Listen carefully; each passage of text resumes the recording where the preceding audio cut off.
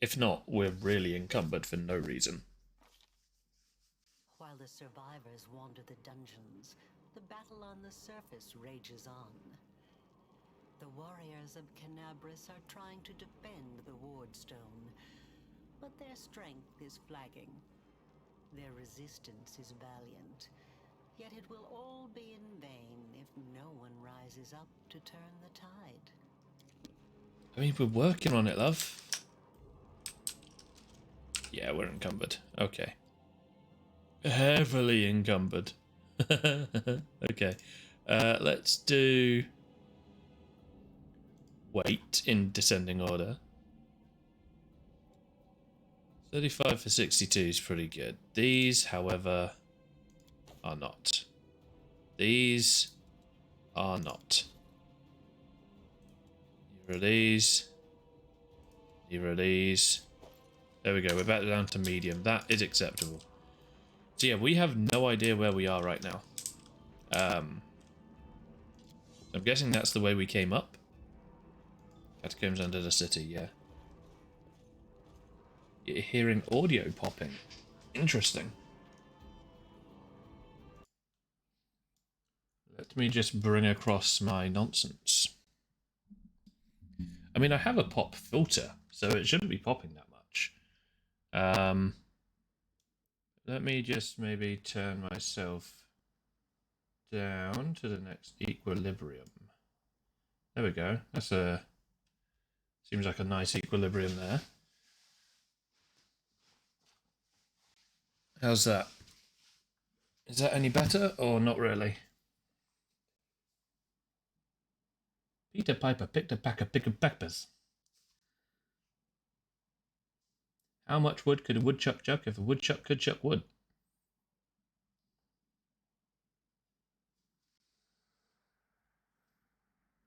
Freedom fish filleted freely. Is that better?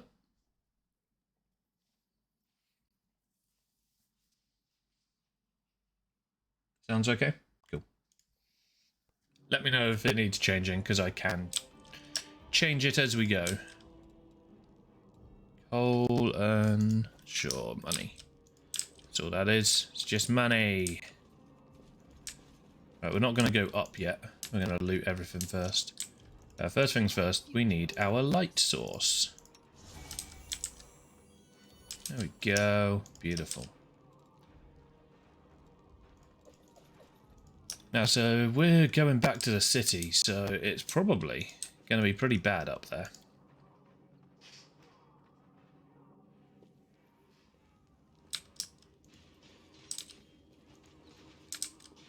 I don't know what we're going to find. Oh! Many things trying to murder each other.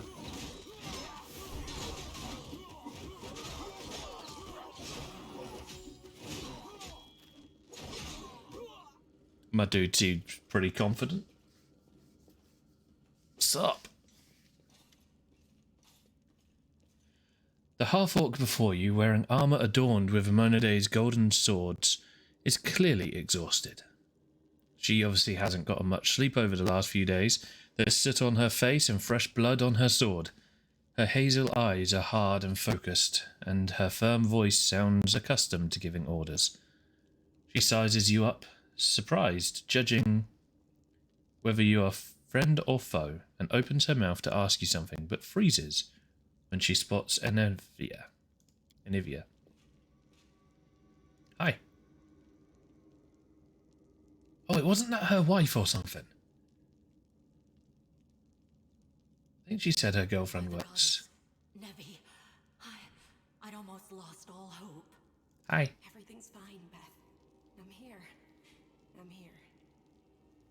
This here's a new friend. He rounded up those of us who survived the fall and led us up to the surface. Without him, we'd never have made it out. Name's Skamanos. Let me introduce you to my wife, Arabeth Tirabade. Hi. Of the Eagle Watch. Hi. Until the army arrives, I'm the temporary warden of Canabris.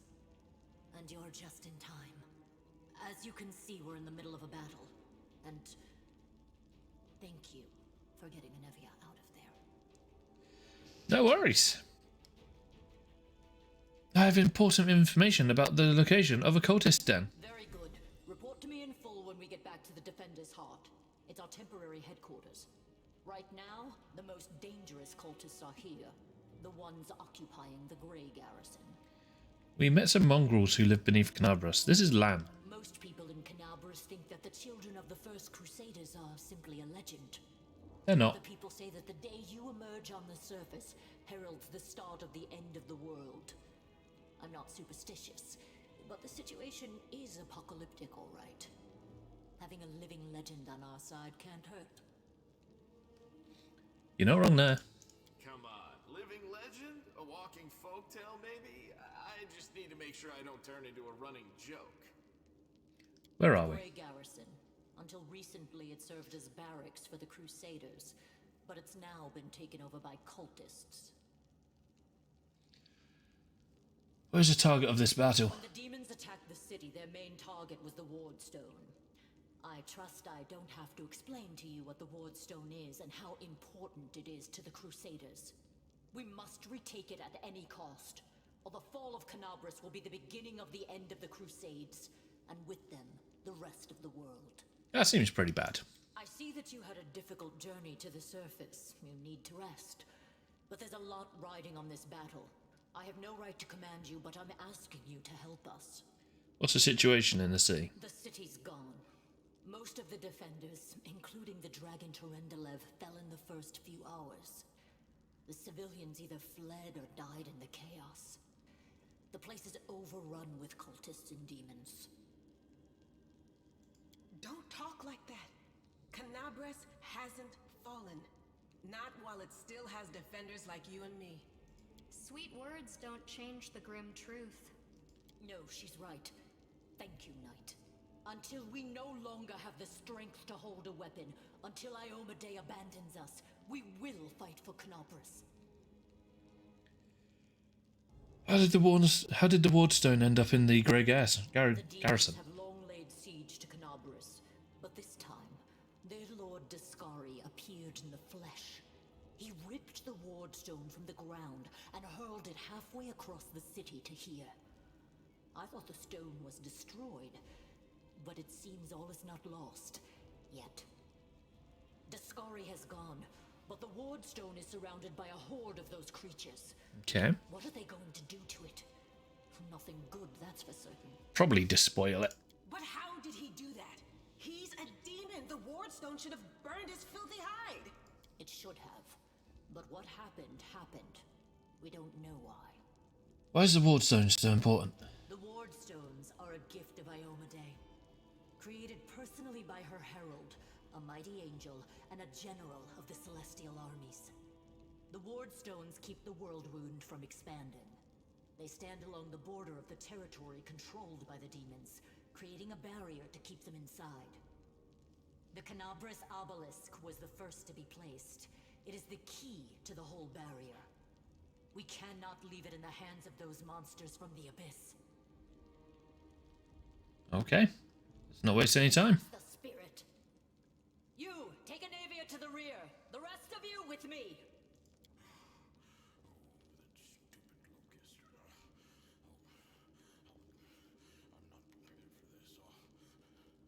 You hear laboured breathing, interspersed with disgruntled muttering.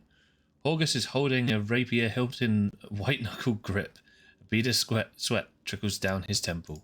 Lord Horgus Worm, forgive me. I did not realize we had civilians among us. My people will escort you somewhere safe. To the extent that anywhere in Canabras can be said to be safe right now. Where's my money? You owe me $2,000, mate. I'm coming for it. One way or another. That's right. Fighting spirit is the one thing that we've got plenty of. Actual fighting power, that's not so great. Hey! Know-how, even worse. But fighting spirit, at least we're rich in that. Hey now. Speak for yourself, Lan. For Iomedae! For the Queen! Kill the beast! Alright, love. I've only just come up. Can you at least let me loot everything first? Also, you're all going that way, which means I have to go the other way. just out of RPG sense, I'm afraid. It's nothing personal. I just have to go the opposite way to you. Never mind. You're in luck. You locked the door. My one weakness.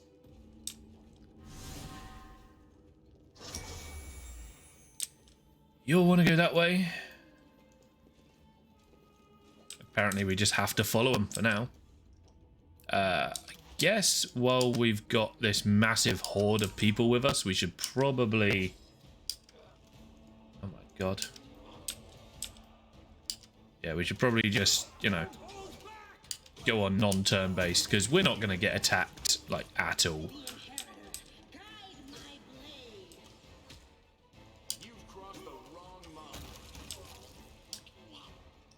Ooh, wards. You are going to give me time to loot stuff, aren't you? You're not just going to run off ahead, are you? They're running off ahead, aren't they? Oh, a scythe. They were incredible in the previous game. I really like the scythes. Excuse me, why do you people not loot? What is wrong with you? I'm going to give myself an 85% chance to open this door. Ah, yeah. Loot. Why are you all walking? Are we encumbered? We are. We are encumbered. Of course we are. We're always encumbered. Your character has landed a critical hit. What? Why are you telling me this tutorial now? I've landed many critical hits since then. Whatever. Those leather chests can go. Price in descending order, please. No, in ascending order, please. All of these can go. If it's not masterwork, I don't care. At least for now.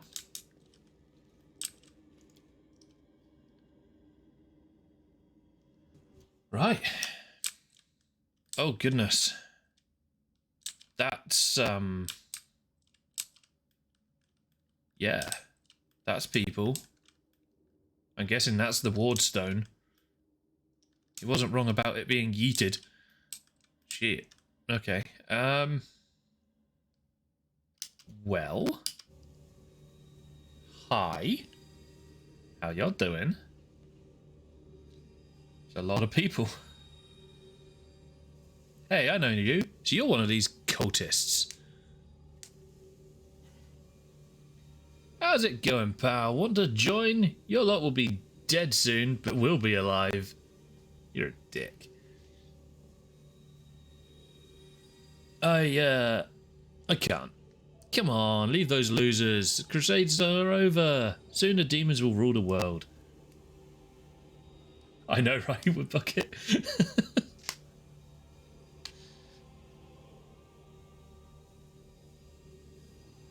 Here goes nothing. All hell Baffin. Oi!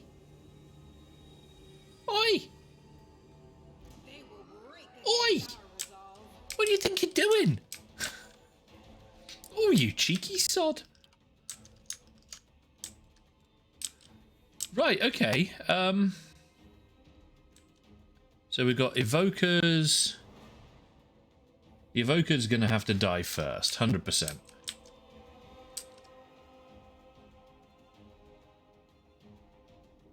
Yeah, so let's have you two kill off that evoker, please. You two.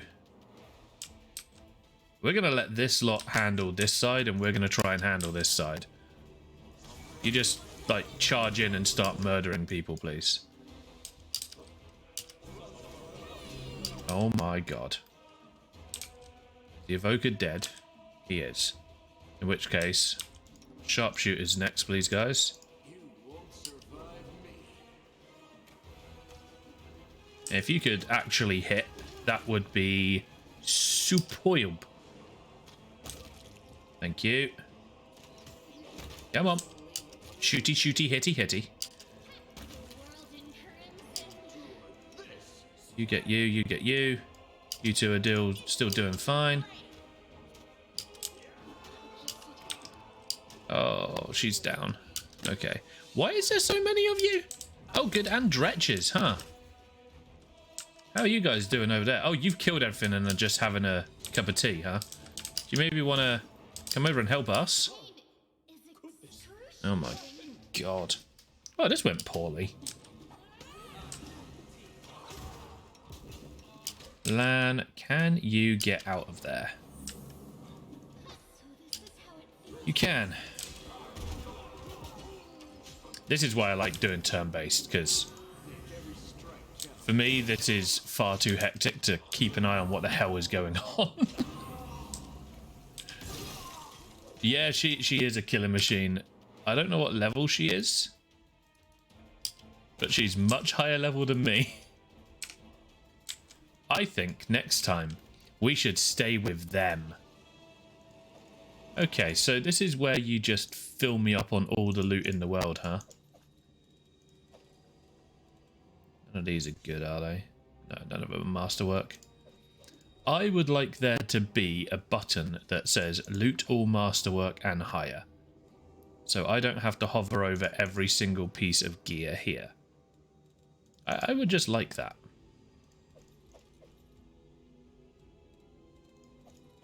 It just seems like a nice quality of life thing. Well, I guess we're using potions.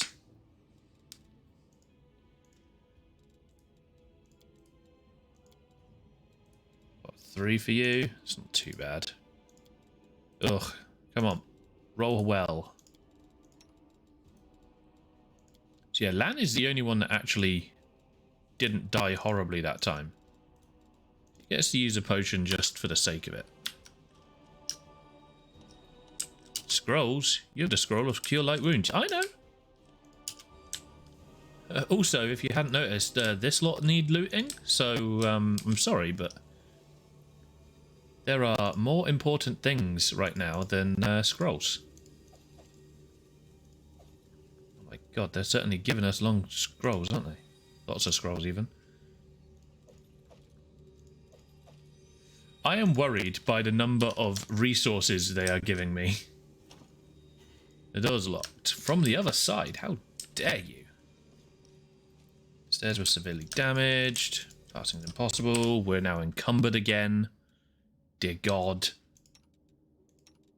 Excuse me, you should have the quiver on when we go against demons.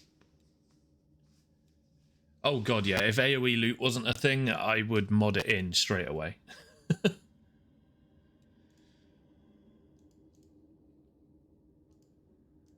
Right, what's worthless? You're worthless. You're worthless. You're worthless. You're worthless. Where's the first not worthless thing?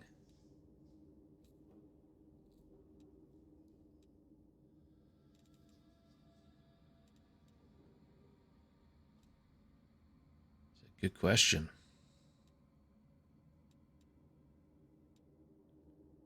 So, anything before that can be dropped.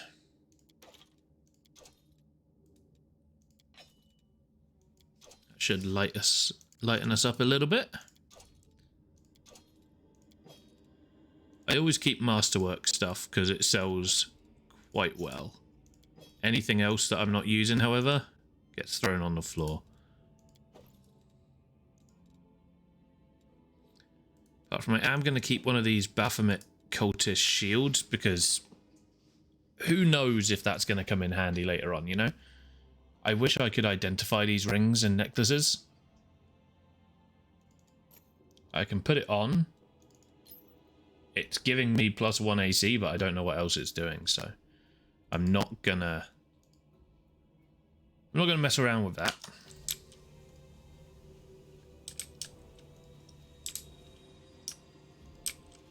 Let me guess, locked?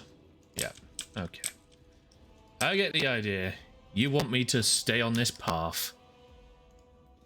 Right, you guys go in first this time, yeah? Her battle! This seems bad.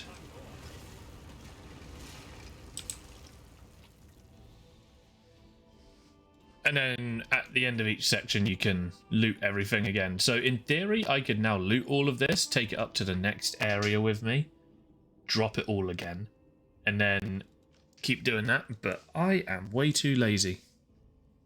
And for like 100 gold? Oh. Oh no. Well, that's awkward.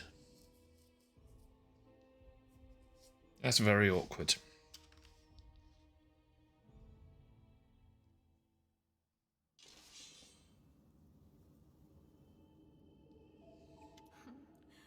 What's this? Do we have guests? The bitch has got no eyes. In time. The place is a bit of a mess, and I haven't even poured the blood into the goblets yet. Why don't you... Oh, Bitch ain't got no eyes. The face of this demoness could be called pretty if it had eyes. Her mouth slowly widens into a smug grin. what an unexpected surprise! Staunton, my little sweetheart. Long time no see. I've missed you so much. Have you missed me? Admit it. You missed me terribly.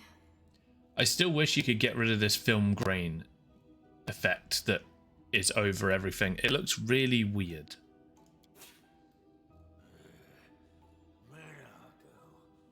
You again, you wench! The aged dwarf from Erebus' troop, silent up till now, spits on the floor. His hardened, craggy face, like storm-weathered stone, twists as if in pain. Minago, the one who...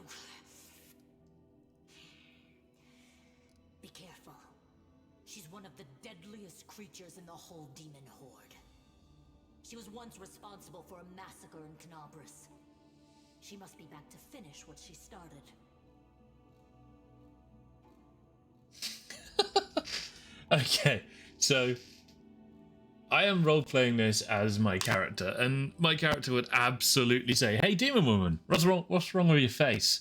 Oh, how rude. Sorry. You're one to talk, mortal, with a face that even a mother would loathe. Staunton, sweetie. You're not going to let your friends speak to me like that, are you? I had no choice. I have to play it as Skamanos. That wench? She's the one who led me astray. She's the reason my life has gone to the abyss. She's the reason why Dresden fell. Dresden, founded as a city fortress during the hubris of the First Mendevian Crusade, Dresden was overtaken by the demonic hordes of the World Wound. It now stands as a demonic monument to the foolish naivety of those early crusaders. Oh, good. Oh my, like butter wouldn't melt. What I remember is how eagerly you would run to our trysts, how you begged to see me again, how you promised you'd do anything I asked. By your own free will, you said this, and now you claim that Dresden fell because of me. No, no, my dear. That was entirely your own doing. I'll beat your lying lips into your filthy throat! He's going to run in and get one shot, isn't he? Now, Staunton, don't say things like that. Not about these lips, the ones you kissed so sweetly. Staunton, dearest, don't you love me anymore? Remember how good we were together? I was so hoping that we could patch things up. She is going to just rip his soul out, isn't she?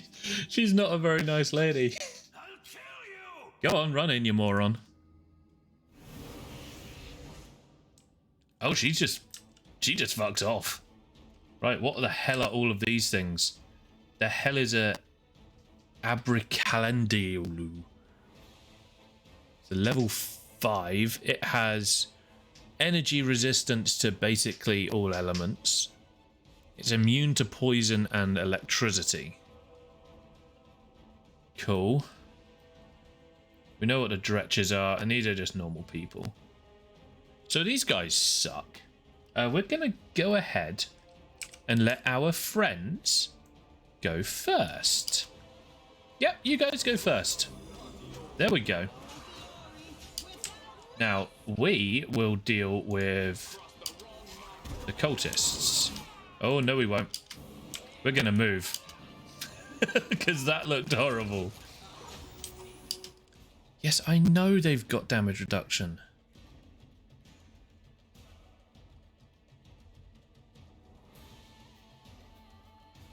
I know. Go away. I don't even know if we can hit them.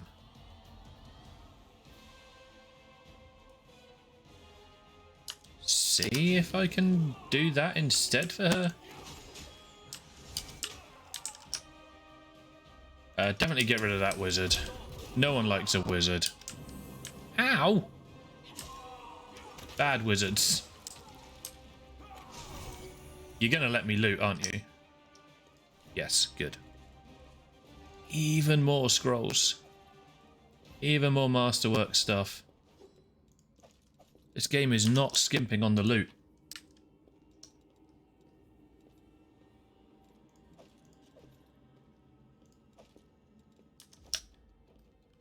Okay.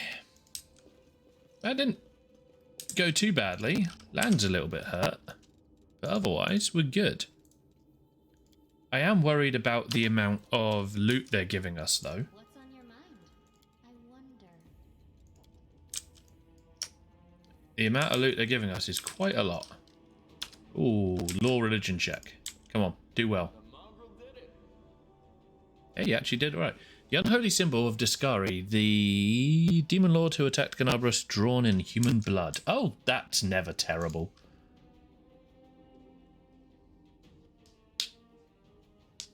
You always know when it's drawn in human blood that it's a good thing. That is a hell of a stone. And they are absolutely corrupting it. Hi, lady. As soon as you step into the chamber, your vision seems to darken and your knees buckle. You struggle to keep your balance. The air in here is laden with the power coming from the stone. Suddenly, your head is filled with voices. Screaming, whispering, crackling, threatening voices, pleading for help, shrieking curses and taunts. You blink and the illusion passes. Congratulations. You made it all the way here. This is it. Your precious ward stone. Well, what are you planning to do now, I could kill you where you stand, but wouldn't it be nice if you could die in battle like heroes? No. I want you to die in despair, scrabbling around like rats in the blighted ruins of your city, blind and broken, your flesh scabbed and seeping, and every moment knowing precisely what was done to you. Well. Sounds terrifying. Except that's how we've been living for generations. Damn! There isn't a soul that can resist the temptations of the abyss. Even a stone can be turned. I'm not joking. Your precious ward stone, weakened from the injury inflicted by Discari, has almost succumbed to my charms. Soon the whole barrier around the world wound, the gift of your useless goddess, will be a weapon of the abyss. Just a little more, and boom. Every city with one of these eyesores stuck in the middle of it, from Canabras to Nerusian, will turn into smoking craters, and all the mortals into red sludge beneath our hooves. I'm starting to think that this lady has a few issues. So you have a choice. Especially you, my pet. Kiss me on my dainty hoof. Pledge your loyalty to Baphomet. And when the world falls, its ruin shall be yours. The demon blows Staunton a kiss and then holds out her leg, which ends in a cloven hoof instead of a foot. Who are you? You've already forgotten me. You mortals have awfully short memories. Even shorter than your little lives. Staunton, sweetums. Don't you want to introduce me to your friends properly? No? do it myself. I am Minago, Lily-2 and faithful servant of Baphomet, and leader of his armies. The city is mine now. I'm just starting to settle in, get things just how I like them. But once I'm finished, I promise you, the results will be simply to die for. And it was such a charming little place until you sullied it with your presence. It had such lovely boulevards, quiet and shaded. You took those away from me, and I shan't forgive you for that. Love, this is a little bit more than just quiet boulevards right now. Maybe focus on something else. They've done much worse things than spoil the promenades. All the people they've killed. Yes, of course, you're right. I grieve for the common folk as well. Oh, thanks. I'm glad you decided to grieve for the thing that you should be grieving about. Dialogue options restricted by Mythical Path. Throughout the game, you'll encounter occasional encounter-coloured options marked as associated with specific mythic paths. These are dialogue branches that embody the spirit of a particular manifestation of mythic powers. In the early stages of the game, these options must be selected in order to gain opportunity to set out the corresponding mythic path. Once your mythic path is set, unique alternatives inaccessible to other mythic paths will become available to you. So that's one of the new things in this game. So I can continue down the angel mythic path if I wish. What are you doing to the stone? Oh, right. You feel a righteous fury swell within you. How dare this demon besmirch the ground of this beautiful world with her hooves, and a world created by the gods and cultivated by mortals. And these cultists, how dare they betray all that is sacred in the world and join the forces of the foulest evil? Can they repent and redeem themselves, or have they followed the path of evil past the point of no return? The wardstone seems to sense your thoughts. The chamber grows slightly brighter.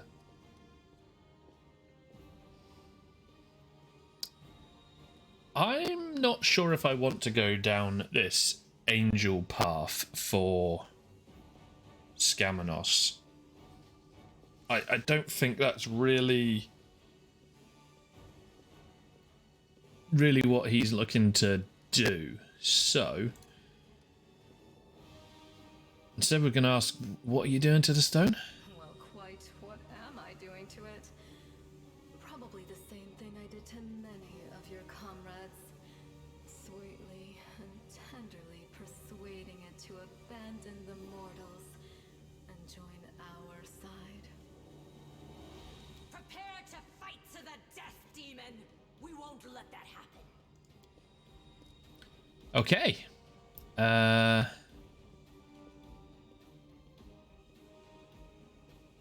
You see, Skamanos isn't evil, but he does like power. You feel a sudden rush of wild rage, and with it comes a feeling of monstrous, unbridled, destructive power. It is like a power you felt in the Shield Mage when you were confronting Savamelik, but now it feels more fully fledged, more conscious. Let's succumb to the rage. You're sick of talking. Why do you even have to listen to her? Why can't you just crush, rip, devour whoever you want? Whoever's in your way. Malevolent roar erupts unbidden from your throat. Hey, are you alright? If you're planning on going berserk, don't forget who's friend and who's foe. There she is. The demon! Go get her! Oh shit, I failed a will check.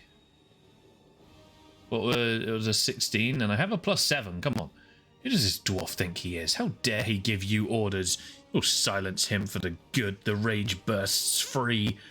You only want one thing, to gouge out Staunton's eyes, break open his ribcage and rip out his heart.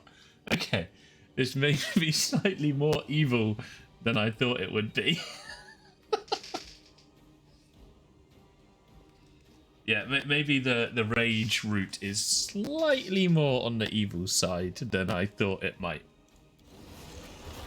This will be quick. No. You actually just gonna make me fight him? You should have run.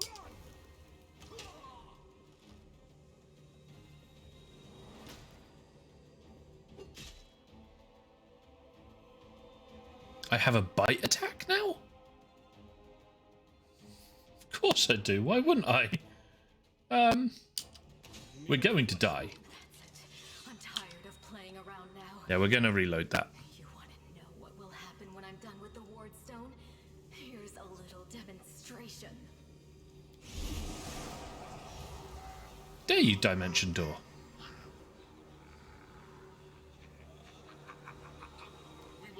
We're gonna skip this a second. We're gonna reload. We're gonna reload. I wasn't happy with how evil that evil choice was.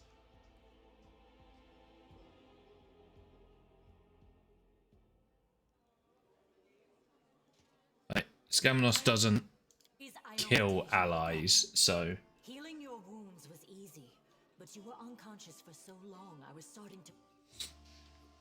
Yeah, we'll reload this one.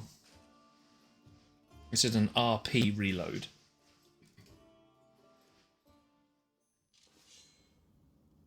Oh god, we have to go through this again? Okay, that's fine. Minago, the one who...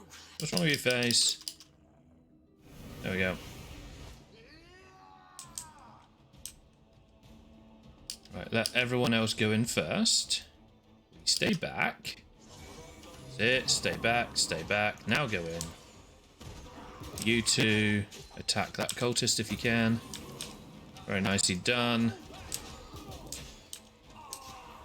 It's very difficult to see when it's awkward like this. Kill that guy. I hate that channel negative energy, it's so annoying. There we go. So yeah, we're gonna have a quick redo. Skamanos isn't that evil. I'm sorry.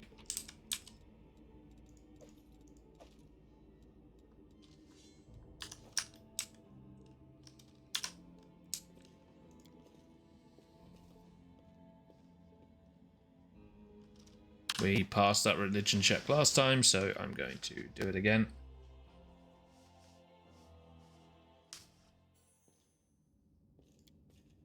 Pass it this time, please. This one was beyond me. Bruh. Come on. It's a simple religion check, my friend. Please.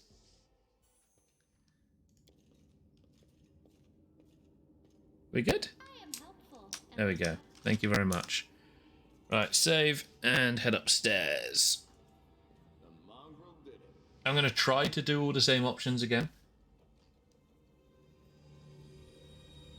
Shouldn't be too difficult. Apart from we're not going to take that evil option this time, because... yeah, that was slightly too evil. Even for Skamanos. Yep. Who are you? Go away. What are you doing to the stone? Let's see what the good path is.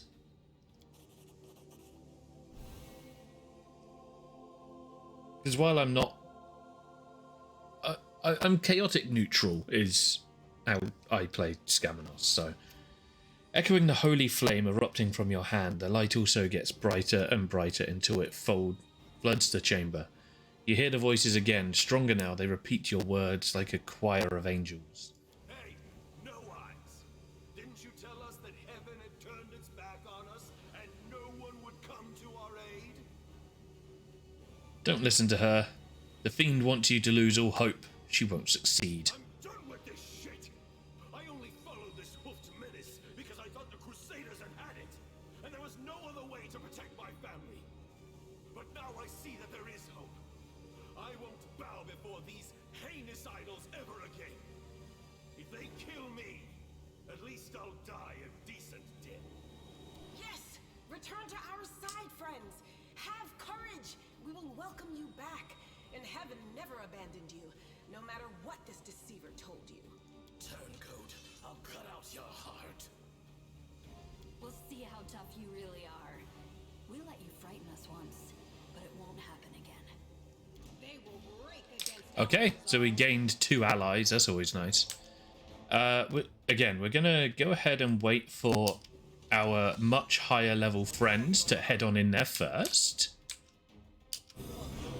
There we go. And then Skamanos and Lan, you can please kill the cultists in the background.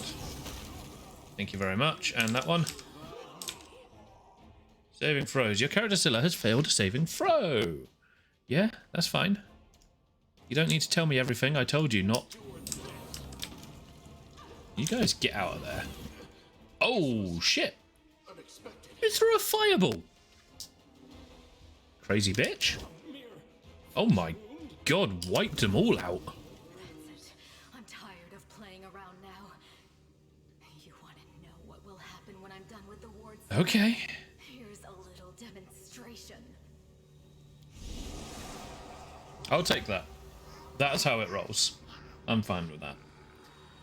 The demoness whispers a spell, and a wave of darkness sweeps through the chamber. Your companions wince in pain, but it's nothing compared to what you feel. Thousands of voices once again burst into your mind, drowning you in their moans, screams, and sobs. Pain rocks through your skull.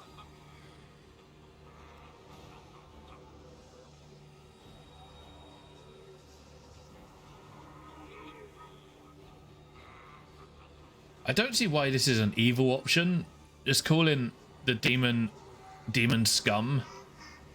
I don't really consider evil. It's a bit snarky. Powerless rage. I love it. Threaten me more. The roar of voices blends into unbearable wall of screaming. Your vision goes dark. I don't like her. She's not very nice. Also, can I sell things, please? My bags are getting full. I would like to sell things. Hello. Iomedae, you woke up. Healing your wounds was easy, but you were unconscious for so long, I was starting to worry we'd lost you. What happened? Couldn't stand up to the demoness. Her spells were too strong. It's all right. We'll handle it somehow. You blacked out, but Staunton and I managed to get you here to the Defender's Heart. It used to be a tavern, but now it's our headquarters. We're gathering our forces here, and we're preparing to strike back. Okay. I found a cultist dispatch in the dungeons. It seems they're holed up in the Tower of Estrad. Demons have been filling Canobras with their spies and infiltrators for a long time. Unfortunately, I don't have enough people to attack the place right now, at least not blindly. I'd be grateful if you snuck in there and scouted out the situation. But just scouting. Don't be a hero. I do like to sneak. What's the situation in the sea? Bad, but not hopeless. We're constantly getting news, and new sources of resistance keep springing up in the districts where everyone seemed to be dead. The survivors are gathering here. You should see them. Their faces, their eyes burning with determination. The city is destroyed, but our resistance is not broken. We will keep fighting. What's the plan? You heard what the demon said. They're going to desecrate the Wardstone and blow up the whole barrier around the World Wound. That would be an even worse disaster than the World Wound's expansion before the Second Crusade. Not only Canobras, but every city with a Wardstone will be destroyed, including the capital. We can't allow that no matter what. We will retake it, even destroy it if we must. Iomedae's gift must not become a weapon of the Abyss. Ugh, how can I help? First of all, we need to decide what to do with the stone once we get it. What I'm about to say is classified. A traveler came to the city recently. A blind elf calling himself the Storyteller. He insisted he be allowed to examine the Wardstone, and he raised the alarm when his study was finished. Even before the demon attack, he had found some damage or flaw in the stone. Oh, good. That seems bad. Prelate Hulrune dismissed his words as nonsense, borderline blasphemy. But between you and me, the prelate's opinion isn't worth much. I think the storyteller knew what he was talking about. We could use his advice right now. You wanted me to go find him, don't you? I remember the storyteller spent a lot of time talking to Staunton, a dwarf from my unit. You saw him during the demon attack. The elf asked him about the history of the Crusades. Maybe the storyteller told Staunton something about where we could find him if anything happened. Okay. There's another problem. After the attack, the demons began to gather their forces at the Grey Garrison. It'll be even harder to take them with a head-on assault. But I once heard soldiers talking about a secret entrance to the garrison. Trouble is, I have no idea where to look for it. While you explore the city, please keep your eyes open, in case you find something we can use.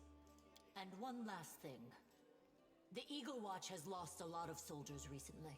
Some were killed, but others simply haven't been seen since the attack.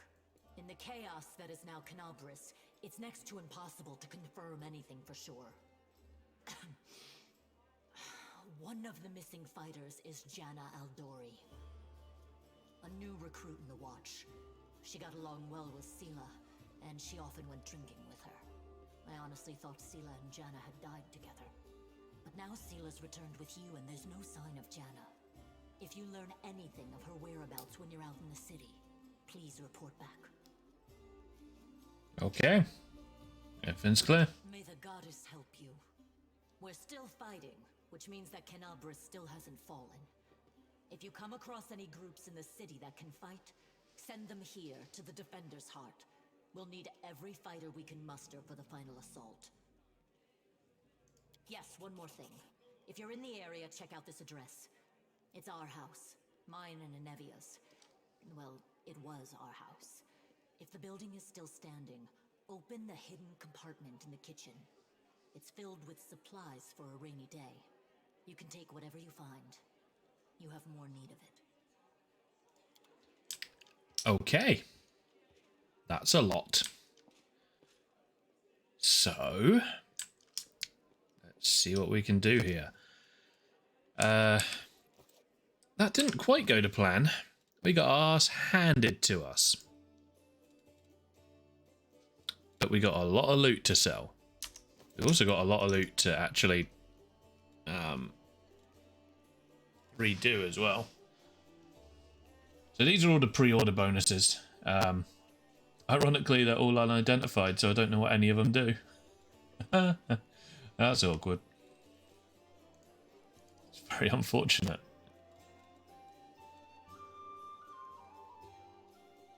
That's all just stuff that gets sold to merchants. That we want. Just want to sort out my inventory quickly here. Want to keep all of that. Keep those on me. Probably want to keep all the spices and stuff on me. We really, really need a way of identifying stuff, because at the moment it's causing a bit of a problem. Hey, wait, mind if I bend your ear about something? Nivea is outside your door, leaning casually against a shelf. So, here's the first and most important thing. Beth gave you a crucial mission. I get that, and I know you'll get the job done. I saw you in action. But here's the rub. By sending you out on an errand, we're weakening our defences here.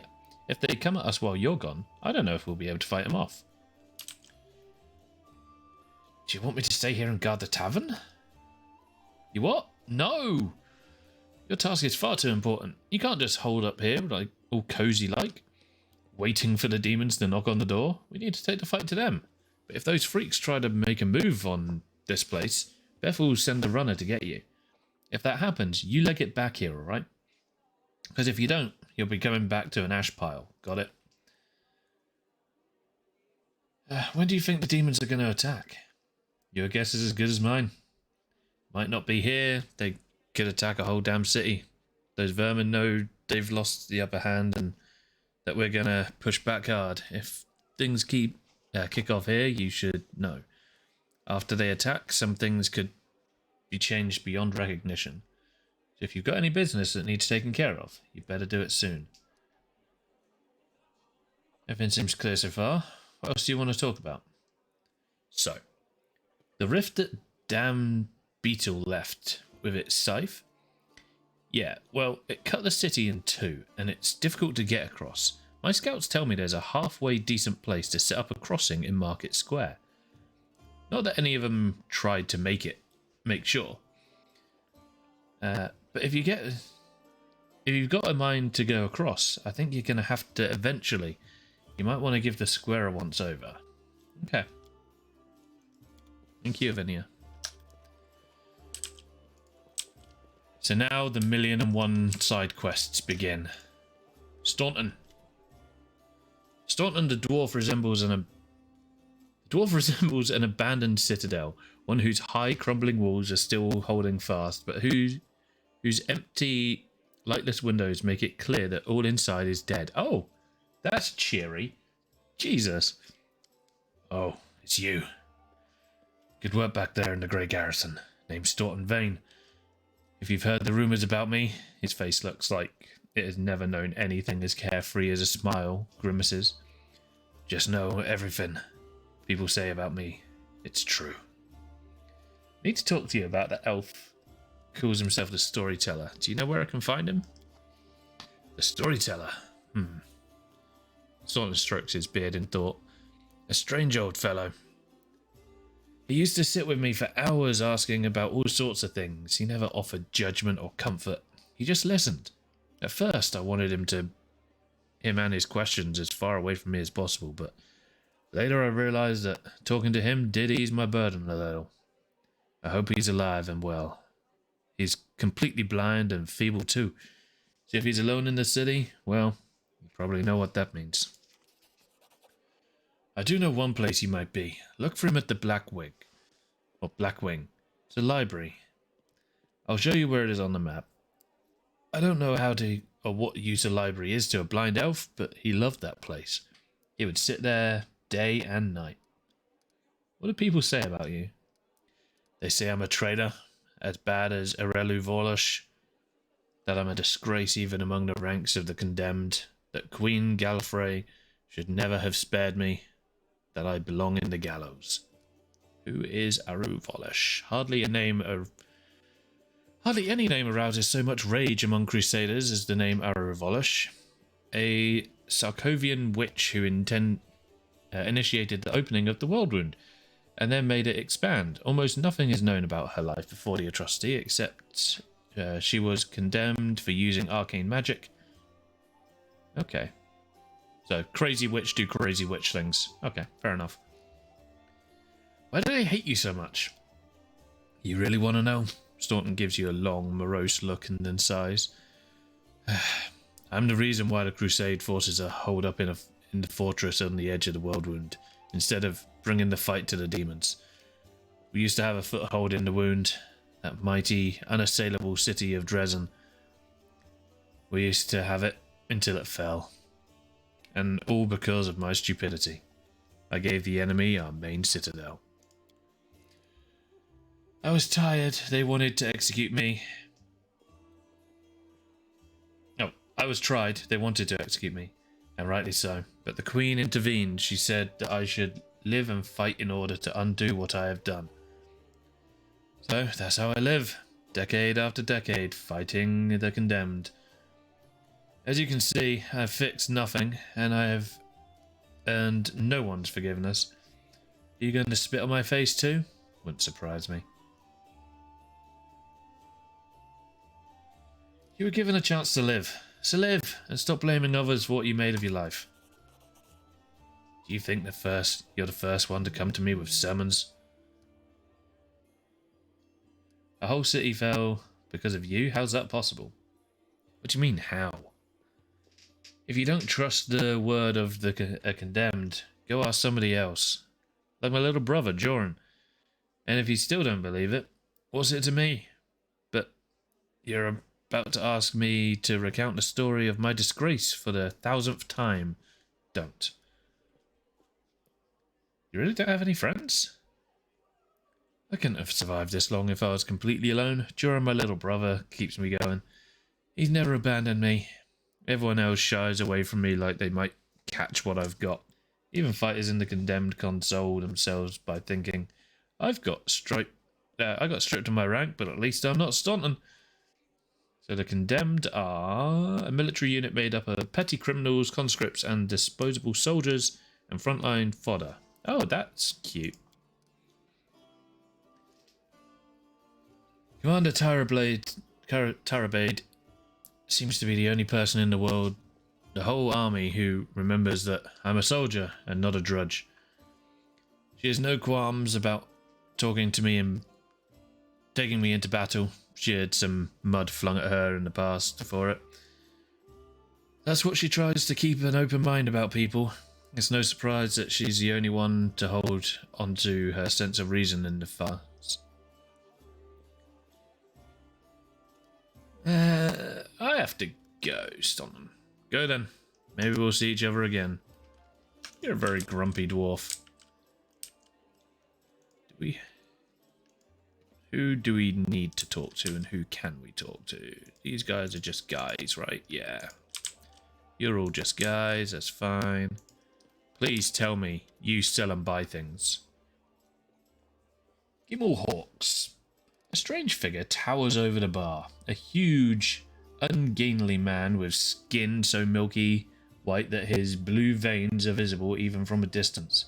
His bald head is equal parts lumpy and pitted, and blood-filled eyes stare impassively out at you from beneath his pale brows.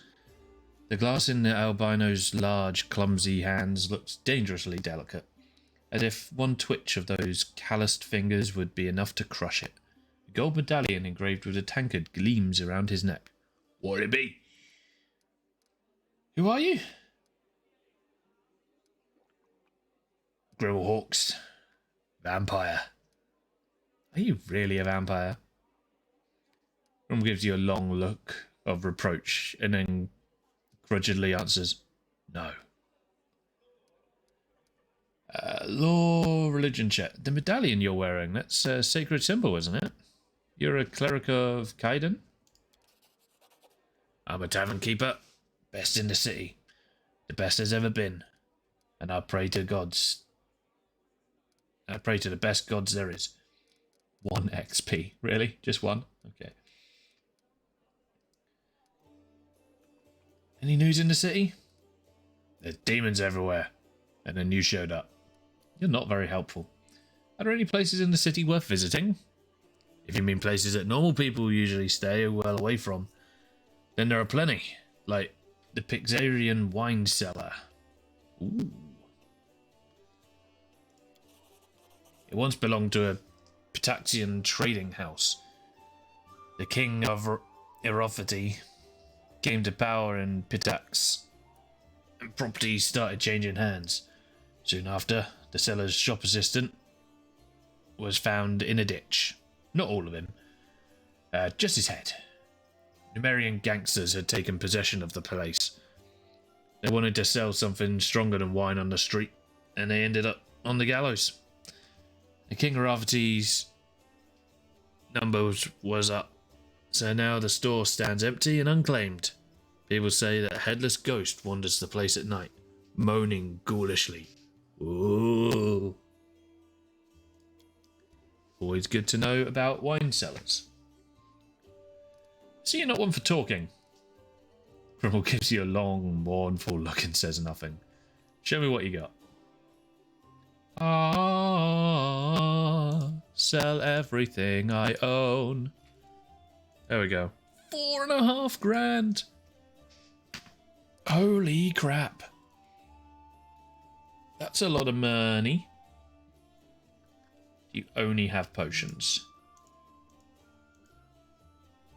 You have gloves of the neophyte. Whenever wearing these gloves, you can cast a cantrip or a first level spell. That spell deals with 1 additional point of damage per die rolled. It's not too bad. Or Dark Omen Ring. If the wearer of this ring has the ability to cast spells spontaneously, it grants them the ability to cast the following spells: Ray of Enfeeblement, Scare, Ray of Exhaustion, Fear, and Waves of Fatigue. To cast a spell, the wearer still needs to have the spell slot for the required level. Yeah, that thing costs 13 grand. Probably not going to afford that anytime soon, but I want it. Always buy recipes. Oh my god, you have a bag of holding. Yes, please. Thank you very much. And we're probably going to take all of your potions, to be honest.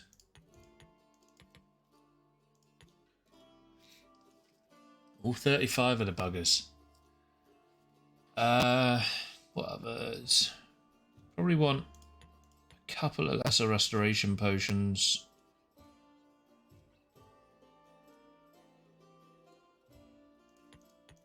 Maybe 3 alchemist fire and 3 acid. Dark Veil. What's this? It's a usable item. Once per day, you may use this item to grant your party total concealment against ranged attacks for 1 minute. Holy shit. That's a hell of an item. Hey, Crusoe, how you doing?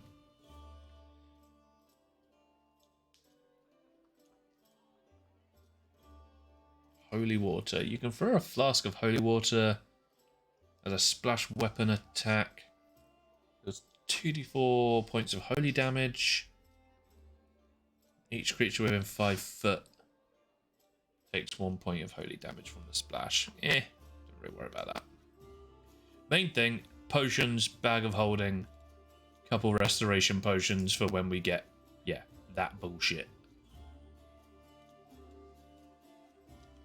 Oh, so much nicer. There we go. Now we're light as a goddamn feather.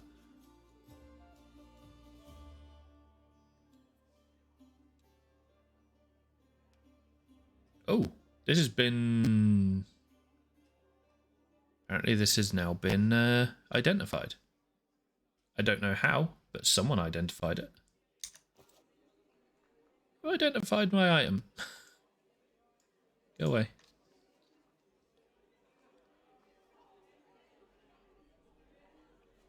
I honestly have no idea how it got identified, but I'll take it. Ain't gonna complain. Right, who else do we have to talk to? Horgus Gwyrm, give me money. Horgus Gwyrm, here, take this.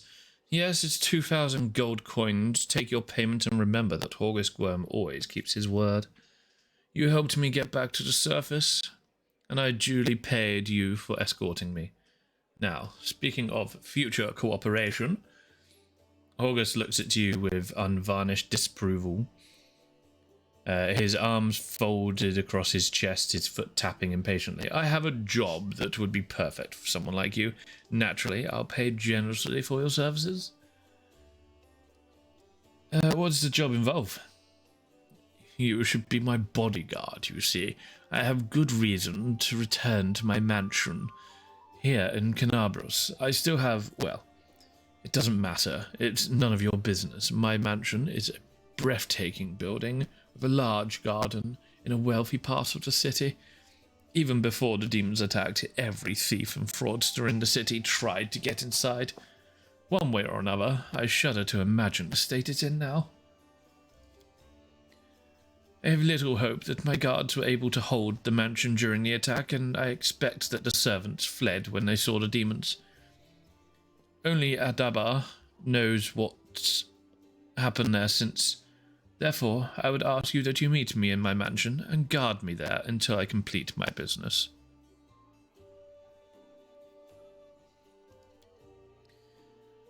I already asked the local paladins for help, but they have no desire to set foot outside the tavern.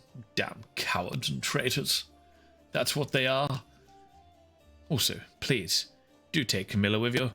I trust that girl more than the rest of your gang. She's of noble birth, after all. What do you mean, a job for someone like me? For an adventurer ready to sell their soul for booze and lie down drunk in the gutter. Do you think you're somehow different? A travelling knight, perhaps noble of heart, but without a coin to your name? August sizes you up critically, then sighs and shrugs. You seem to be reliable enough ally to me, and you did get me out of those mongrel caves, so why should I care what you do with the money once you've got it? Ooh, I failed a perception check. Rip! I have a +9, goddammit! I rolled a 3! August seems like one of those people who think the entire world owes them something. What kind of reward we talking? 1,000 gold coins, he replies without hesitation. 23 diplomacy. I mean, we're going to try. Double the reward and I'll think about it. It failed. Ha! Yeah, right. For that kind of money, I could hire the Queen Gelfrey herself to guard me. 1,000 is my final offer. Fine. Marvellous, most excellent. I'll proceed to the mansion at once and wait for you there. Meanwhile, you needn't worry. I know the city like the back of my hand. But do hurry, unless you want me to lower your reward. Dick. He's such an asshole.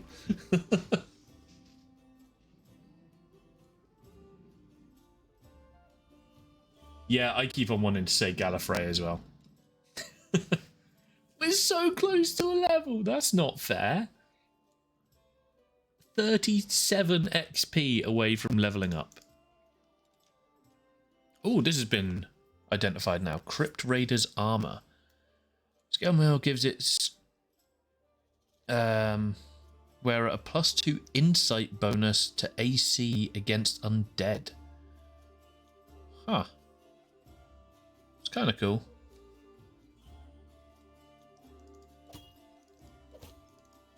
That would take my AC up to 20. That's quite the difference. It is medium armor. So it is giving me a -3 armor check penalty to my dex and stuff. I think it's dex anyway. Yeah, so stealth, mobility and athletics all take a little bit of a hit. Who else could we give it to? Lan, maybe? That's probably better on you, isn't it? Yeah, I think it's going to be better on you. For now, at least. Right, can we cure you of that? No, because you're not technically in the party at the moment. That's fine. Camellia. Camellia looks you over pensively, toying with the snake-shaped bone amulet that dangles from her pale neck. Noticing your glance, she flashes you a cold, barely there smile. Greetings. It seems for a moment that the girl wants to say something else, but the pause grows too long, and she slips back into the cautious silence. The amulet is quite unusual. Where did you get it? Ah, my little trinket. It's so nice of you to notice. But I assure you, this amulet is nothing but a bauble. Can a lady not be drawn to beautiful, unless useless things? Your speech tells me that you're of noble birth. Camellia laughs her practiced musical laugh as she watches you from under lowered lashes. You're most insightful. A fine quality to have. Camelia's laughter ends and unspoken words hang in the silence.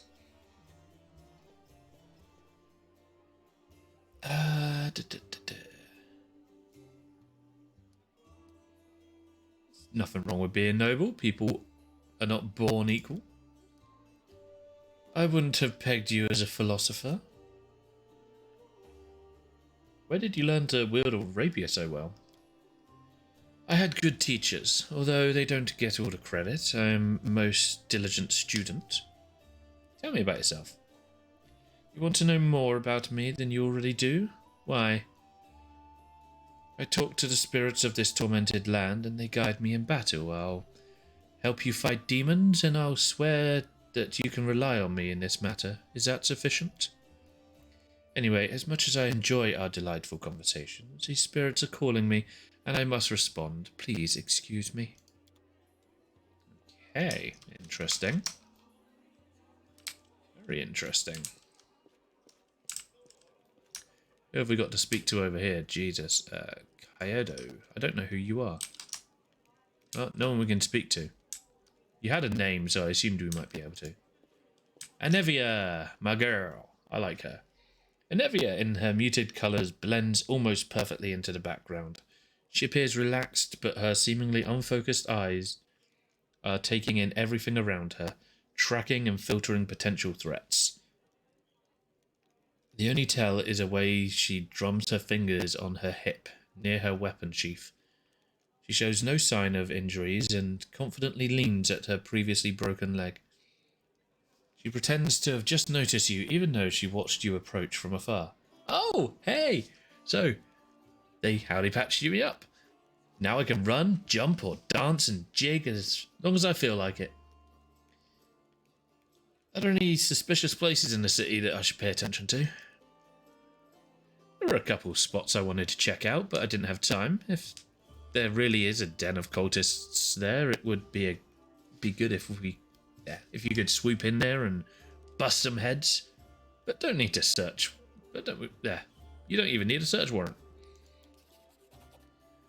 First one is the Silken Thread. It's a funny little tailor shop that doesn't take any orders and never buys any fabric. But they always seem oh so busy. They're busy with something in there, alright. But sewing ain't it. Second one is the alchemy shop, Topaz Solutions. And they trade in everything, not just healing potions. Judging by the ingredients they've been buying on the black market, there's something fishy about the alchemical rituals going down in that place. Tell me about yourself. The girl shrugs with a lazy smile. I'd be happy to, but there's kind of nothing to tell. What's so interesting about me? Where are you from? Nowhere. I was blown in by the wind and found in a cabbage patch. The girl stopped short. Sorry, that's a old habit of mine. I don't like blabbing about my past. But you saved my skin, so I guess I kind of owe it to you not to clown around, right? I'm from Nadell, and I wouldn't wish my homeland on my worst enemy. You've heard of the place, I'm sure, ruled by monsters that aren't alive nor dead, and the official religion is the cult of Zon-Kutan. The deity Zon-Kutan, also known as the Midnight Lord, or the Dark Prince, and the Prince of Pain, god of darkness, envy, loss, and pain, possesses one of the most twisted and evil minds in the great beyond. His position as god of pain is well earned, and he has been the root of countless tortures, murders, and worse throughout time. He was once a benevolent demigod named Du-Baral, but was corrupted when he travelled to the far dark places between the planes and returned in his current form. His half-sister, Shaylin, still holds out hope that she can redeem him, though the Lord of Shadows shows no signs of remorse or compassion. Well, you sound like you had a great upbringing.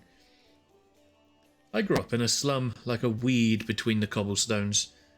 I didn't have a dad, but I had lots of aunts and uncles, my mum's cronies. No prize for guessing what kind of business she was involved in. They gave me a set of lockpicks as soon as I could hold a spoon. And while other kids were picking their noses, I was picking pockets. When I was 12, the monks of the Silent Shroud came for us. Creepy guys with their mouths sewn shut. They're the guards in Nishrok. Mum gave me to her friends and we hid in a secret temple of Desnan. I never saw my mum again. I lay low in the temple for the next few years, kept my head down, I washed floors, fetched water, listened to sermons. Funny thing, after a while I started liking Desna's teachings. But as soon as I was old enough, I was out of there. I left Nidal and got as far away as I could. Quite a ragged out group you got there, from nobles to street thieves. You got that right. Only the best for you. What do you do if the knights and nobles fail to save the world? The lowlives are our only hope. How did you meet Irabeth? I was bumming around Timon and a while back, doing this and that. Disneyland temples sometimes gave me odd jobs. You know, sometimes they really needed people with skills like mine. On the surface it was fine, I guess. After Nidal, the freedom of River Kingdom should have seemed like heaven. My chance to sit back and enjoy life. But I wasn't happy. There just wasn't any joy in my life. I was all alone, no one cared about me, and I didn't care about anyone either. I struggled to find a reason to drag myself out of bed every morning, tying a stone around my neck and jumping into the nearest river started to look pretty appealing. One day, I was hired to follow some fellas to the local authorities suspected were Redmiran spies. I was stupid, I made a rookie mistake, and they caught me. It's like my body had already decided to do what my mind had been fighting. To finally put me out of my misery. Get somebody else to kill me, since I didn't have the guts to do it myself. They grabbed me. I thought they'd get me on the spot, but instead they hogtied me and dragged me off. And just like an animal going to the slaughter, my only thought was, let's get this over with. They brought me to their stinking cave, threw me on their altar, and I realised who it was.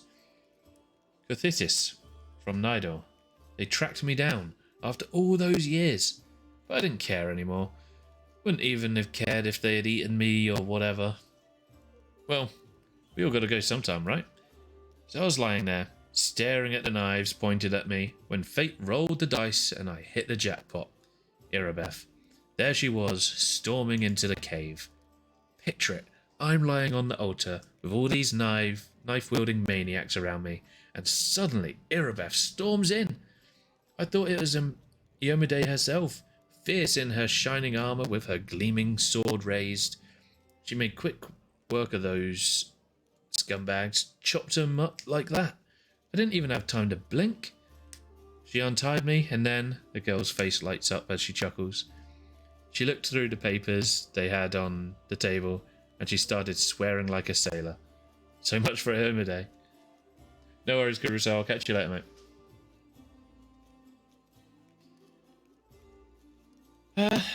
I think that's all the prying we'll do for now. Thank you for your answers. Thanks for asking. Telling you all this kind of makes me feel better. I have to go. We will spread it out over a few sessions, I think. Here for a chat. I've been waiting for you to come and see the strange beasts you've taken into your party. See if you've got any information. Okay, you don't have any information, so we're not gonna talk to you for now. You have names. Can I speak to you, people with names? Indara, an imposing young Orid, is surrounded by a crowd of crusaders who are hanging on her every word.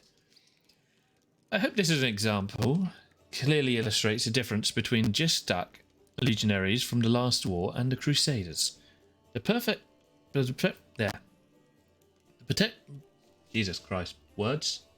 You good? The perfection of form and spirit they were imbued with during creation turned them into parts of a well-balanced war machine, not a ragtag bunch of individuals, but a united whole. Now tell me again why I'm supposed to be impressed by your reckless assaults, where everyone is fighting for their ego and their right to beat their peers to a swift but pointless heroic sacrifice.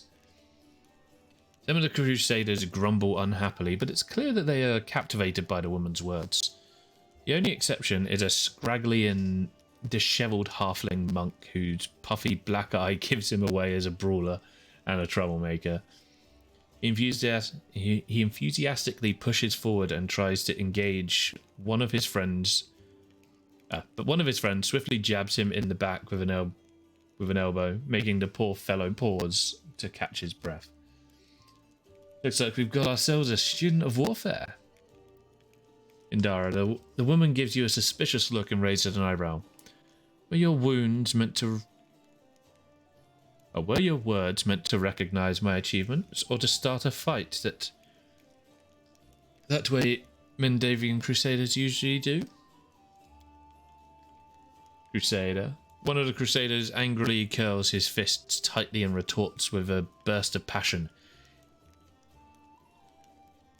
If those gists of yours or whatever had come for us, we'd have their guts for garters.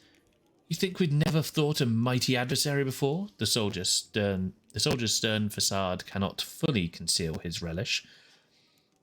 He clearly plans to enjoy this confrontation. The Crusaders around him look upon their exotic opponent with a mixture of irritation and piqued interest. The woman chuckles before cutting off her interlocutor. I'm going to have to look that word up. Where is it? Google.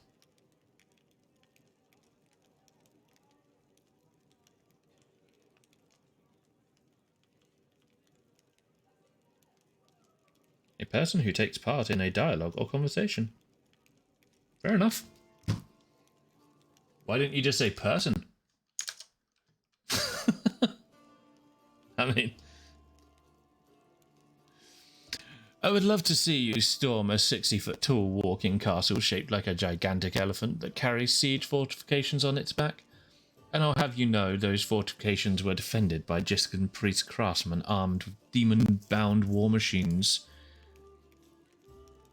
They use the enemies you cannot defeat as mindless weapons. The woman gives the people around her a triumphant look and adjusts her hair with pointed nonchalance. Her voice takes on a lecturer's tone. You should not argue with someone who happens to be the most authoritative researcher on the history of warfare 3,000 years before the foundation of Absalom. The woman looks at you and flashes an amused smile. The lecture is over. Do my esteemed listeners have questions? I can attack her, which seems a little bit extreme. Who are you? I am Indara, a warrior, magus, and scholar of the classical warfare from Gurund. The woman peers at you apprehensively, then sighs. I admit that I am mildly offended by the fact that my name is entirely unfamiliar to you, but I'm willing to accept that this is due to Avistan's isolation from sophisticated culture of the world at large. Come a long way to be here. I like to think of myself as an inhabitant of Golem, and I don't narrowly identify with any country in particular.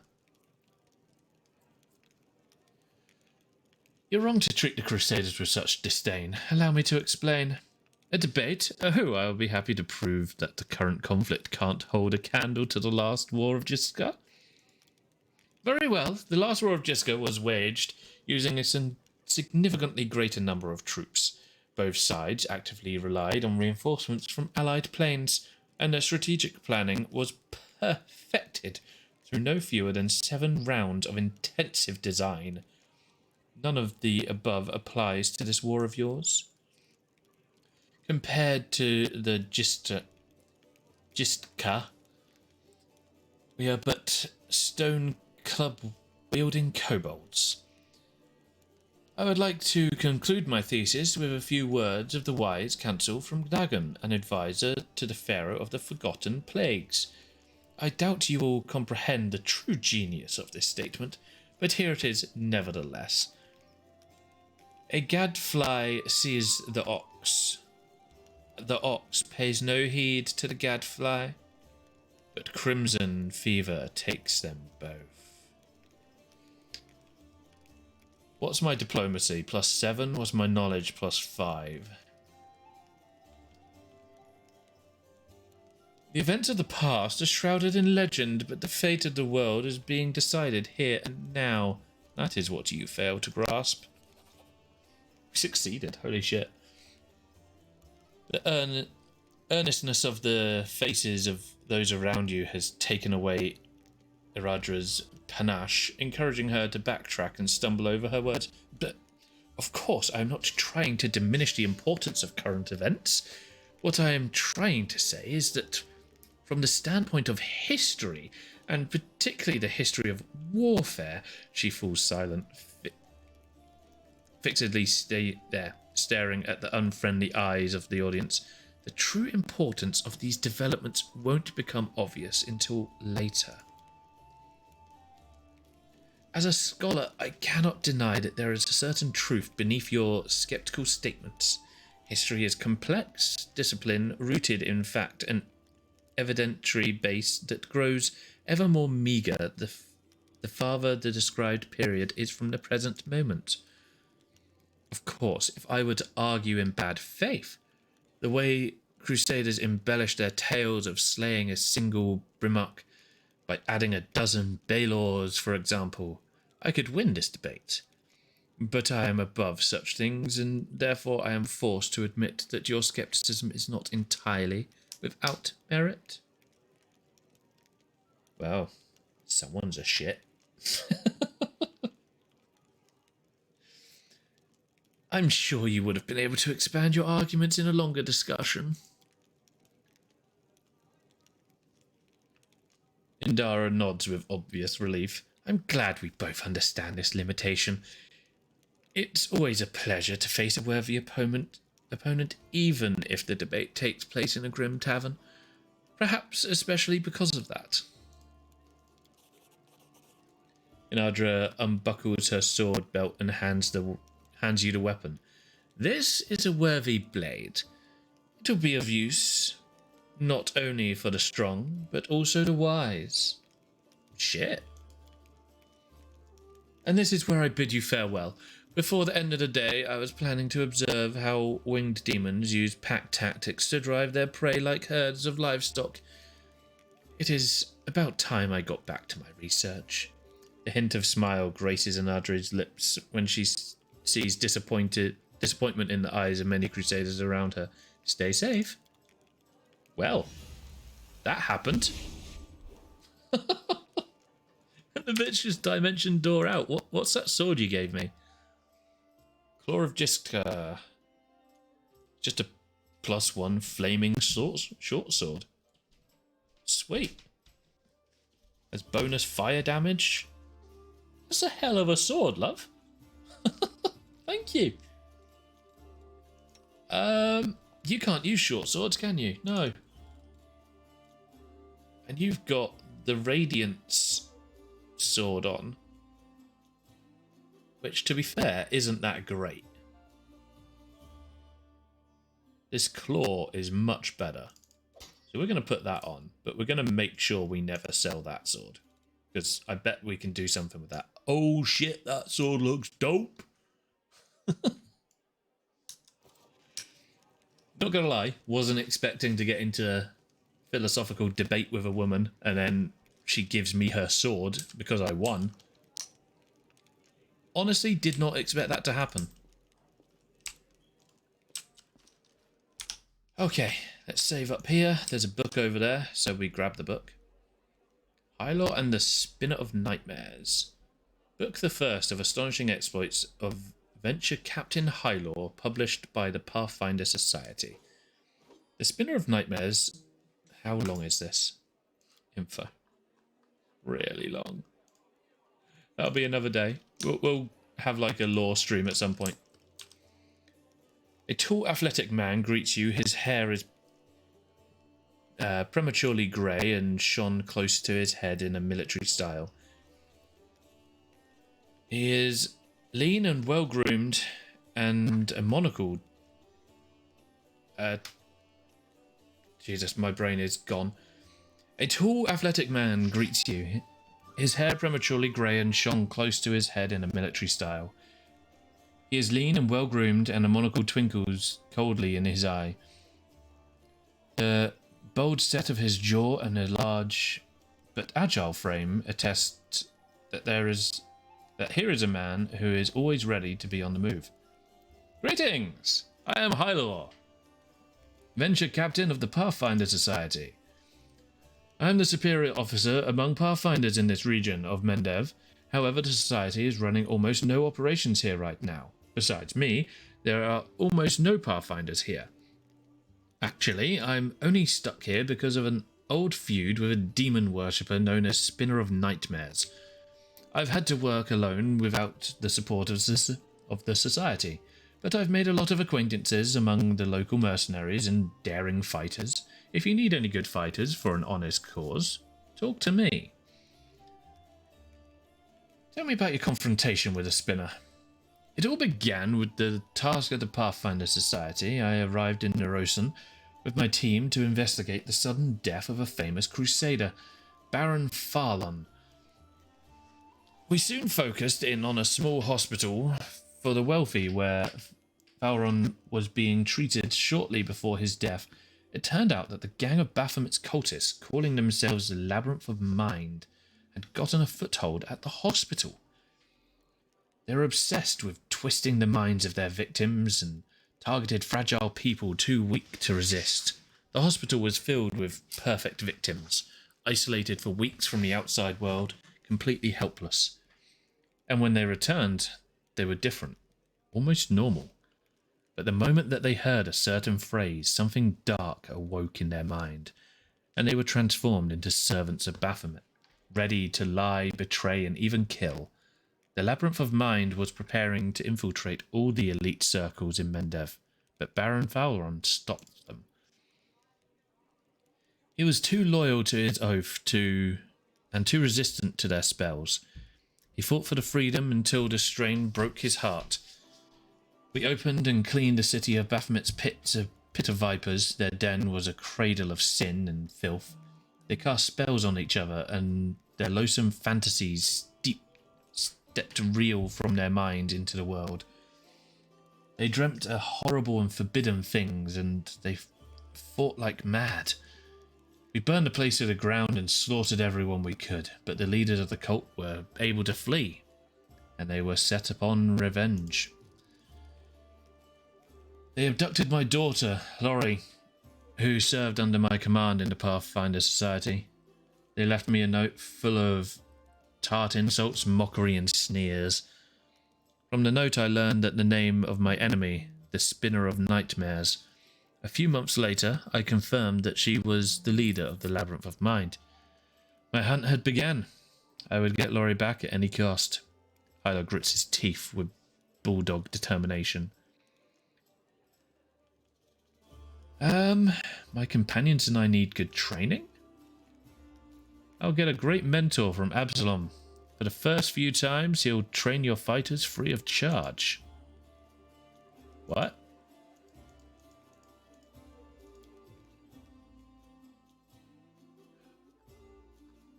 Oh, it's a respec.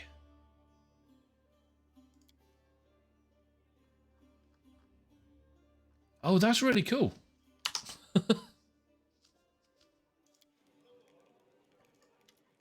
So Hylo is a respecker.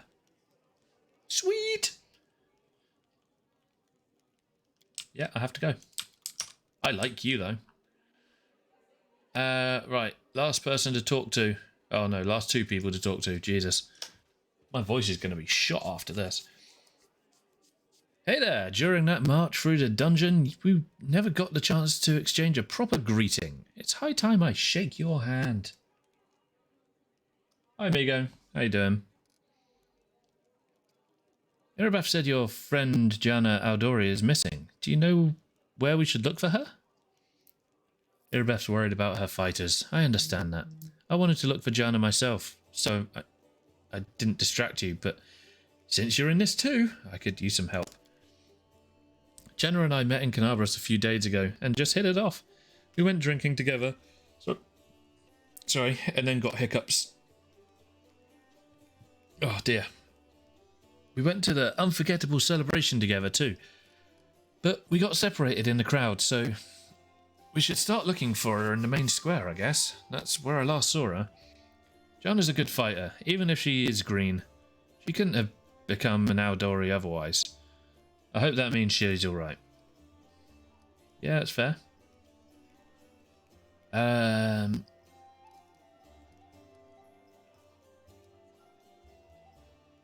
Okay, we're not going to do too much of the getting to know each of these characters. We'll do it sort of each time we come back to the pub. We'll learn more about each of them. Irabeth rubs her red, tired eyes. Any success? How's the city? What is our main objective? You heard what the demon said. They're going to desecrate the ward stone and blow up the whole barrier around the world wound. That would be an even worse disaster than the world wound's expansion before the Second Crusade. Not only Canabras, but every city with a ward stone will be destroyed, including the capital. We can't allow that no matter what. We will retake it, even destroy it if we must. Yomide's gift must not become a weapon of the abyss. Okay. Cool. That is our main objective. Right. I think we can finally leave this pub. Oh, no we can't. There's loot. There's loot. Yeah, give me that loot. Yeah, more loot. Basement. That's got to have loot. Oh, goodness. Loads of loot. And guards. Just a normal light shield on the wall? What the hell's going on down here? Darts and scale mail. Hi. Surrender thy soul, Delvin. Yamade, protect us. I got you again. How many times is that today? Take your jokes and shove 'em, tiefling. Oi. Whoa, easy there, chief. Don't hit me. Excuse me. I'm a tiefling? Do you want to maybe think twice about how you said that to that person? Hmm?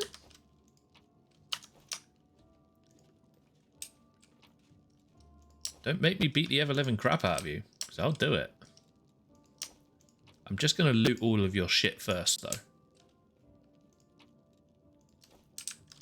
Okay, before I click on any of these hand things, I'm going to save, because I have a horrible feeling. Uh-huh. Uh-huh. Okay, so we've got a puzzle going on here. Cool. Let's speak to Mr. Tiefling. Hey, Dreamboat, come over here. I want to talk to you about something. Something really important.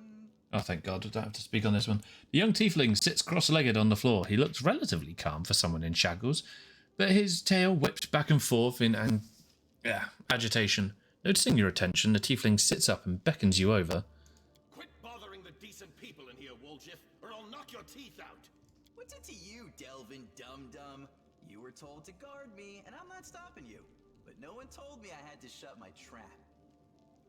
Who are you? Woljif Jefto. I deal in useful things. I can get you whatever you want.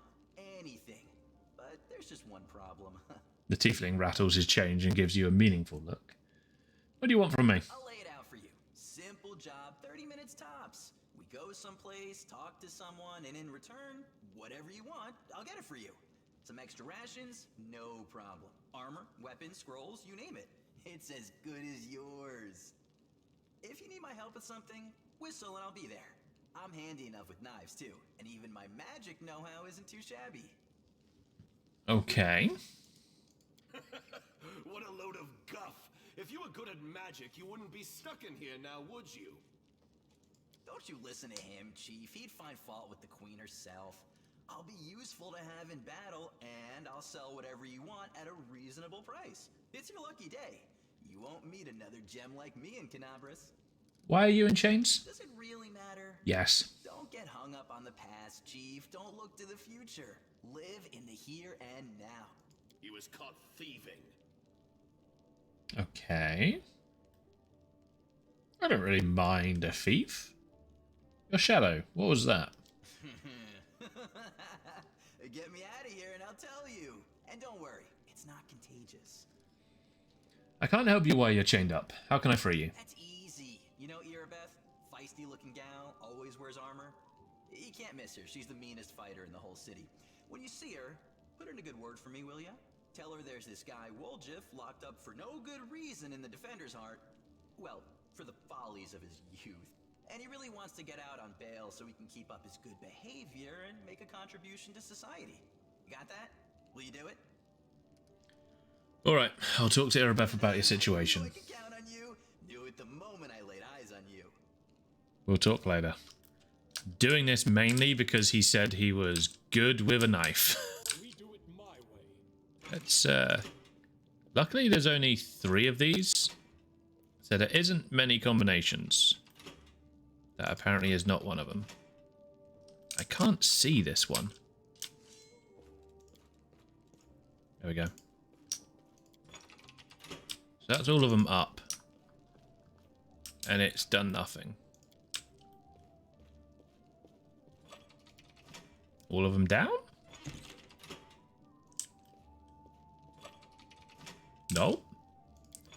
This one up. No, this one down. No.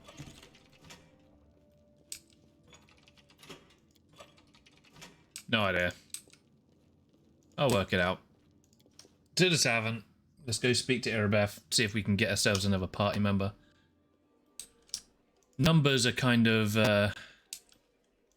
Fawn Autumn Haze. Who are you? A tall, fragile-looking elf sits in front of you, eyes closed. He is pale as a ghost, his arm wrapped in blood-stained bandage. You spot another bandage on his body under his clothes, but even in such a miserable state, he manages to keep calm. Raising his eyes to meet yours, he says faintly, "I am Fawn Autumn Haze at your service." His pale lips are reddened by blood, but you see no signs of pain or fear in his grey eyes. Do you need help? After giving you a cold, intense look, he shakes his head. "Do not trouble yourself on my behalf. A local healer tended to me. Besides, I come from a resilient, hardy people. My body will endure both the wounds and the poison delivered through them." Who are you? My name is Fawn Autumn Haze.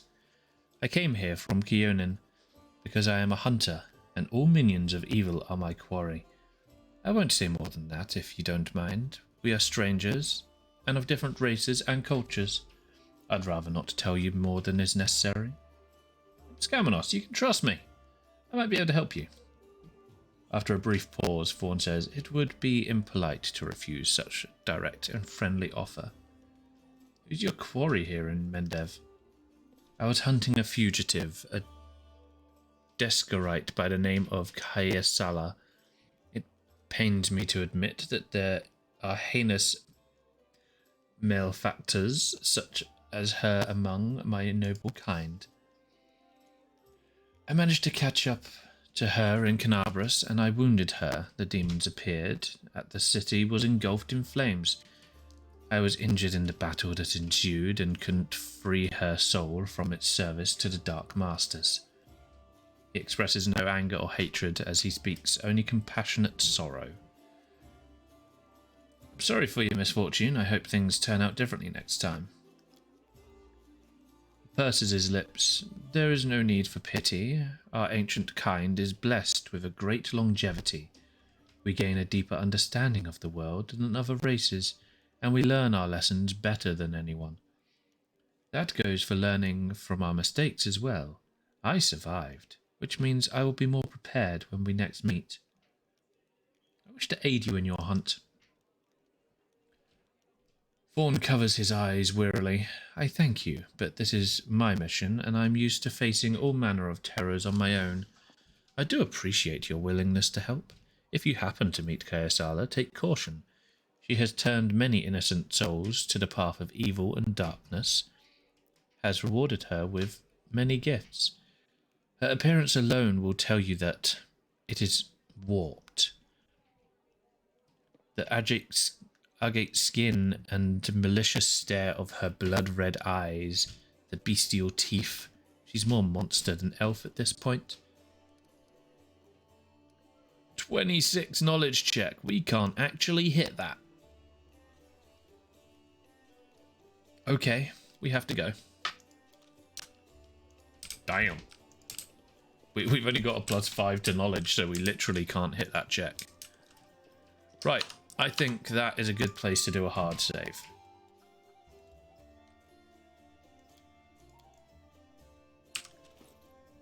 I can't believe we're so close to leveling up. But we're not going to be able to get it. Oh, maybe we get XP for freeing what's-his-face downstairs. There's a tiefling chained up in the Defender's heart. What can you tell me about him? Warjeff is a petty thief from a gang of tieflings operating in Canabras. That's what we call them in these parts. They tried to rob a vendor of magical items recently. Unfortunately, we apprehended only one of them, and the rest managed to escape. We have nowhere else to keep him apart from the Defender's heart, but that's hardly a prison. And Warjeff knows it. He's been begging us for days to let him go free or have someone vouch for him. He's already asked you to put in a good word for him, hasn't he? Erebeth squints at you thoughtfully, then shrugs. If you want to recruit Warjeff and put him to good use, go ahead and take him off the guard's hands. We can ill afford to let a soldier spend their days watching over a middling thief. I hope the tiefling proves useful should you decide to take him along. Thank you. Yeah, we're going to take him. Numbers mean everything. An extra action or attack per round. That's going to be pretty big for us. Let's go down and see our friend here. Hi, friendo. Well, Chief, what do you got for me? I talked to Erebeth, and I've decided to make you part of my troop. We'll see how it goes. You must be a smooth talker. Come on, Delvin. Get these bracelets of yours off me. I'm going free. Happy days, 180 XP. That levels us up. This tiefling will fleece you for everything you've got. Mark my words. That's fine. I've got nothing. You're a bitter little man, Delvin. Petty and mean. You can't even be happy for me, can ya? I pity you. I'll leave you alone with your sad little soul. So long. And now, Chief, straight down to business. You see, I'm one of those guys that people around here call thieflings. We just call ourselves the family.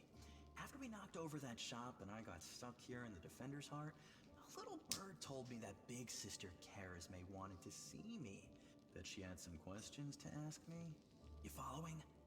Now, she won't be asking me questions like, Woljif, how'd you manage to get out of this one? Or, Woljif, you're so thin, didn't they feed you? No, something serious has gone down, and I just know they want to try to pin something on me. I can feel it in my tail. So, I knew right away that I couldn't go alone. You turned up just in time, Chief. You don't need to do anything when we get there. Just stand behind me and look mean, and I'll handle the rest. Somehow. Let's go. I'll show you the way. Well, we got the XP, but he does seem useless. But we can always tell him to do one.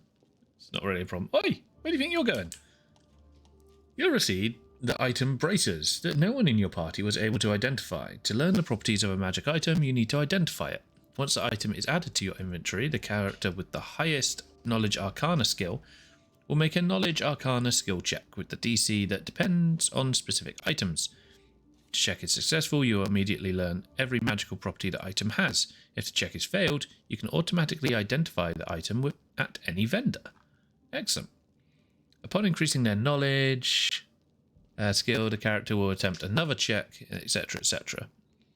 Okay, cool.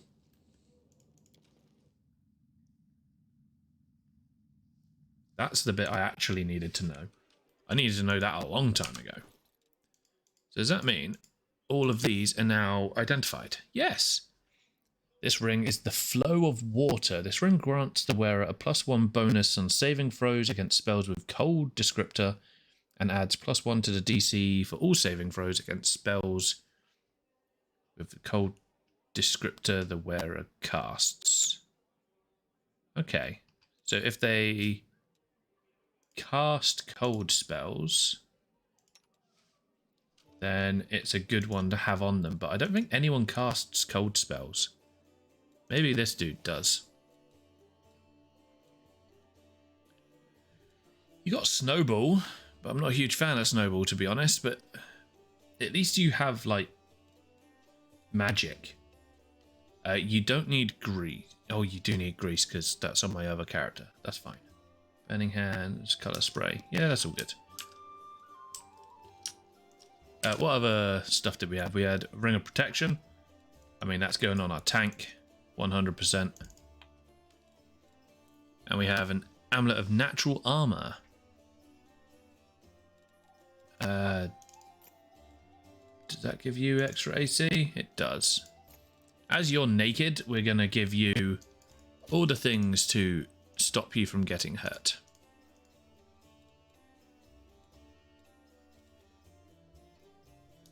Cool. Follow if you dare. We finally got a useful character. Someone with actual magical spells. Right, we're going to save the game here as level 3. Just in case I may get any cock-ups on leveling up my people. We're going to continue going Executioner, I think. This is going to give us our sneak attack, which is huge. That's what we like to see. We're going to...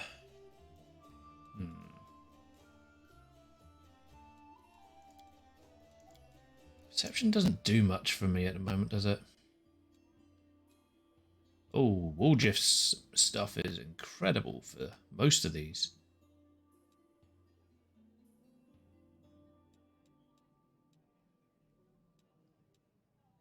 Yeah, we got like no one for Arcana or Knowledge. It's an interesting party at the moment. Sure, we'll add some more into Persuasion, why not? We get a new feat. Accomplished Sneak Attacker. Your sneak attack increases by 1d6. Okay. I mean, that seems like a good one to go for, not gonna lie. Having my damage do even more damage. Quite nice. Right, let's get everyone else leveled up as well. These guys are just gonna stick with single class for now, I think.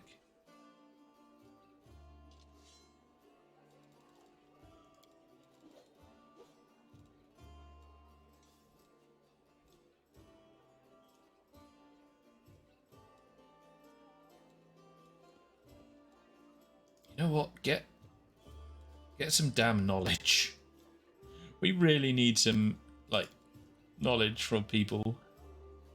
What's Deadly Aim do? You choose to take a -1 penalty on all ranged attacks to gain +2 to damage.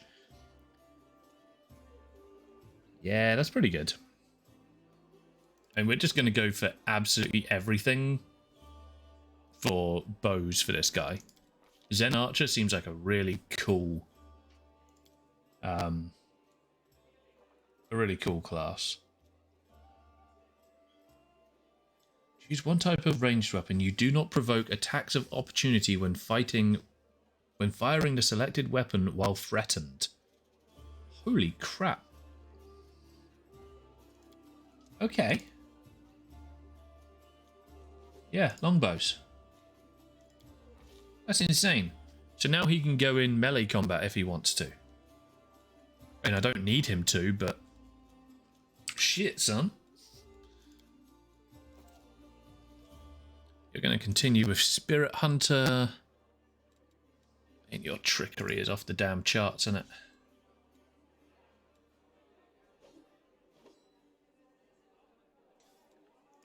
Our religion is awful, so let's actually start getting some religion, I suppose.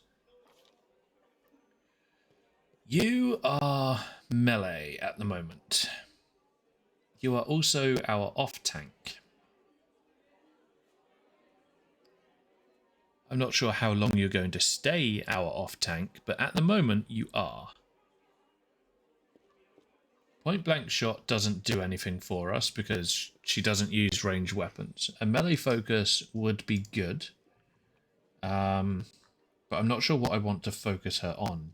Obviously she's got a rapier at the moment, but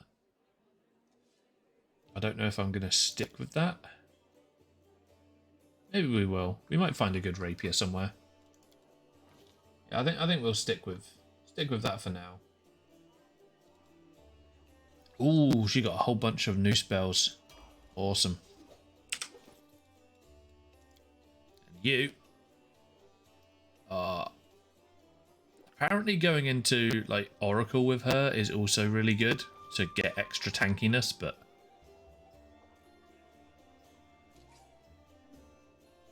I don't really know how.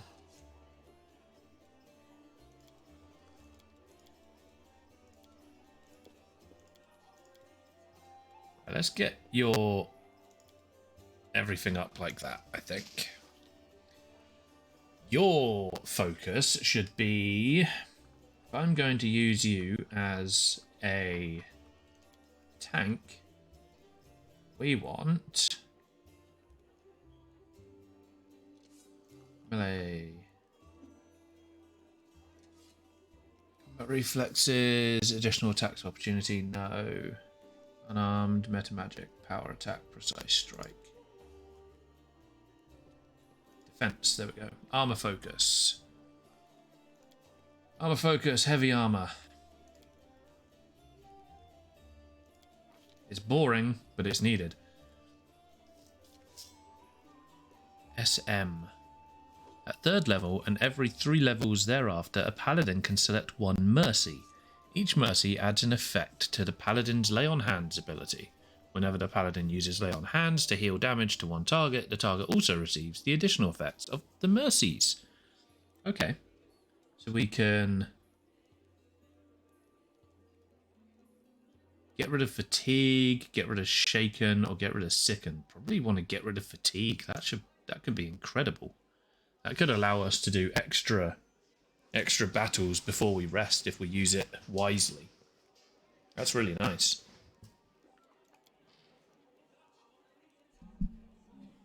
Oh wow, she's also now immune to all diseases, including supernatural and magical diseases, including something called mummy rot. Not gonna lie, something called mummy rot does not fill me with much hope for our overall survival in life, but we'll see how it goes. We'll see how it goes. It's fine. I think everything is fine on you. We shouldn't actually need to do the studied anymore, because if a target deals sneak attack damage to the target, he studies the target. And from now on, we should probably get sneak attack all the time. I think. Right. I think we are finally ready to go. We're just going to go back to our personal chest. Drop off. Oh, actually, we're going to pick up these things. And then go to the store.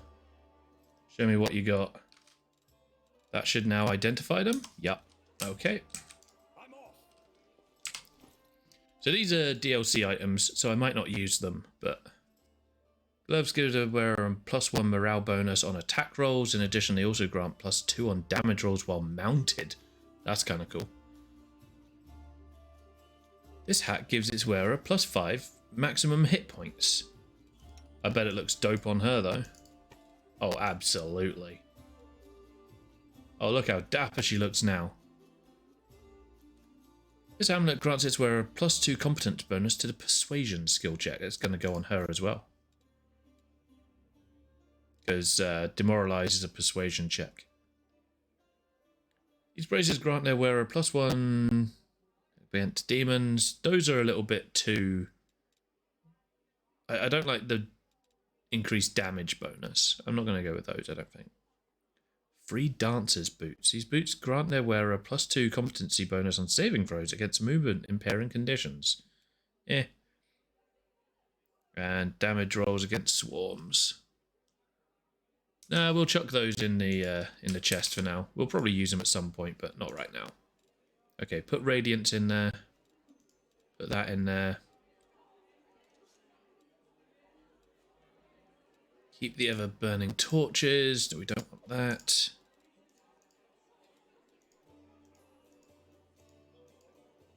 Oh. Oh yeah, there's also a pet. +2 morale bonus on perception, law, nature checks. I mean, we're going to have that just because it's a pet. How can you be running around without a pet? Let's be honest. 2 has a pet slot. Or does it just go in your bag? Where's it? Perception and law. Who is our perception and law people?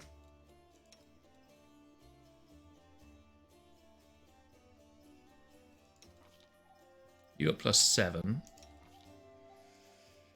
Oh, it's going to be Lan, isn't it? Yep. Lan, you get an owl. Congratulations. I bet you always wanted an owl. And if you didn't, you're wrong. Because you really did. Owl. I have an owl as a pet. Yay. It also does not have a name. Hoot face. Hooty McHoot face. I mean, that was your suggestion for my owl. Well, your owl deserved the name Hooty McHoot face. She's a beautiful owl. How dare you? Look at her.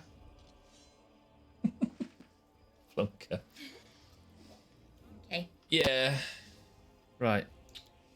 How is the world going? Seems pretty bad. I mean, there's loot over there, so I'm going to go loot that. Oh, I can get up on top of the roof? Oh, absolutely.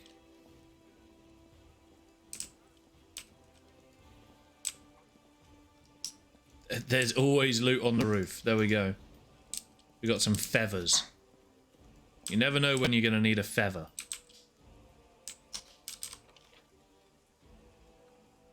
To the basement, to the tavern, area exit. Nope, just head to the area exit then, guys. Let's do this. Head out into the real world. I am not calling my owl Hooters. I don't even think you can name the owl. But it's still not being called Hooters. But how did we not think of that for Hobbit's owl? I'll have to suggest that to people later. There's more loot to get, so I'm going to go get the loot first. And there's another merchant here by the looks of it. The fact that there's so much verticality to this area makes me feel like we're going to be attacked here later on. I don't know, it just seems like we're going to get attacked here. Joran, a grizzled dwarf, turns a blade in his calloused hands, carefully inspecting its edge. When he sees you approach, he sets the blade aside and greets you with a nod. A new face in the city. You picked a good time to come to Nicadabras. As you can see, we're in the sore need of warriors. Show me what you got. What do you have, my friend?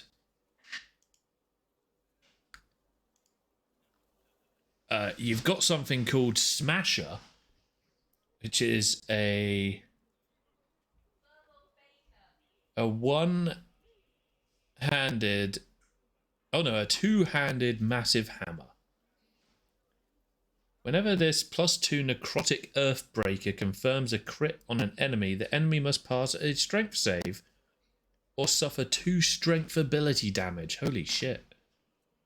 It is 17 grand though, and we're not that rich. Hello? Help? It won't go back on. What did you do to it? I don't know, it snapped off. It just happened. I don't really know how.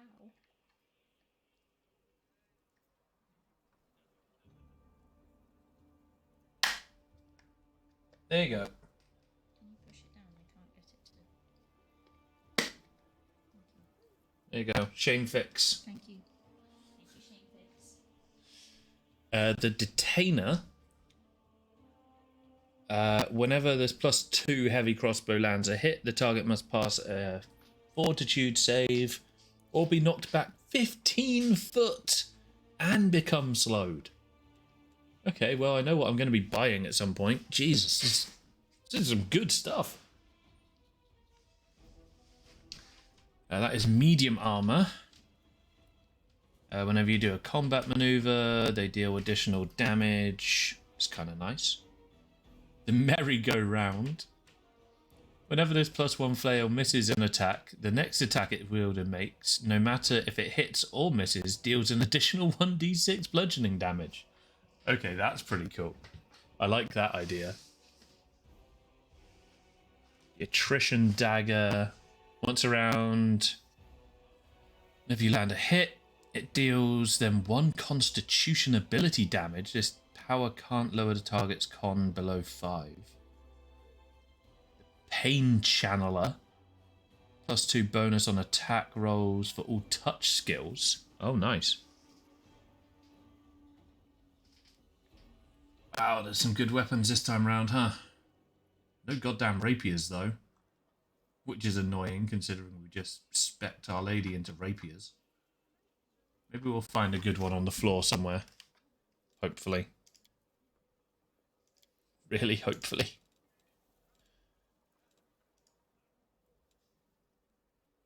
That can be sold, that can be sold, and that can be sold. Yeah. They're just normal stuff, so that can all just be sold. And we keep everything else with us.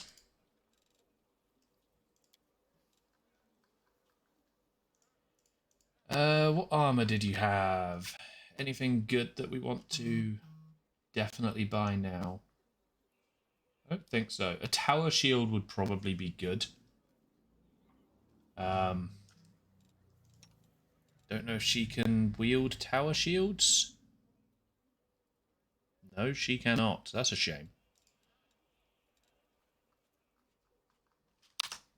That's fine. Right, let's go kill some stuff. It's been too long. Exit area. Yeah, it's fine, leave. Yeah, you're absolutely coming with us, friend. Oh! That was a lot of dialogue. That was a lot of dialogue. Right. So we're on the map. Oh wow, the map is just the city this time, huh?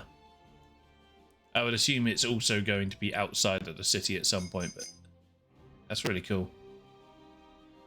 So we have lots of things to do. We're at the Defender's Heart. We could head to the Thiefling's hideout first. Get this guy's nonsense sorted out. Might not be the worst idea. It might also give us a back way into the Pitaxian wine cellar as well, or at least open up this part of the city. I think that's probably a good idea. Let's go and see our friends here. This journey will take you 2 hours. Okay. We found the fallen horse. The bloody carcass of a strong steed with a broken leg is covered in mangled armor. The saddlebag is intact. You can procure some reagents for creating consumable items here. Yeah, we'll take a detour to go there. We found cheese, butter, rainbow quartz, razor sharp claws. Definitely collect them. Okay, keep on going.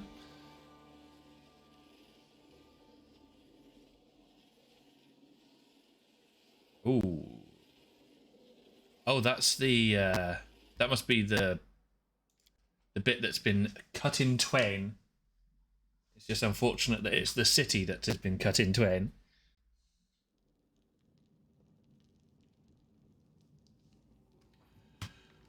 Right. So that that's a lot of people. Hi guys.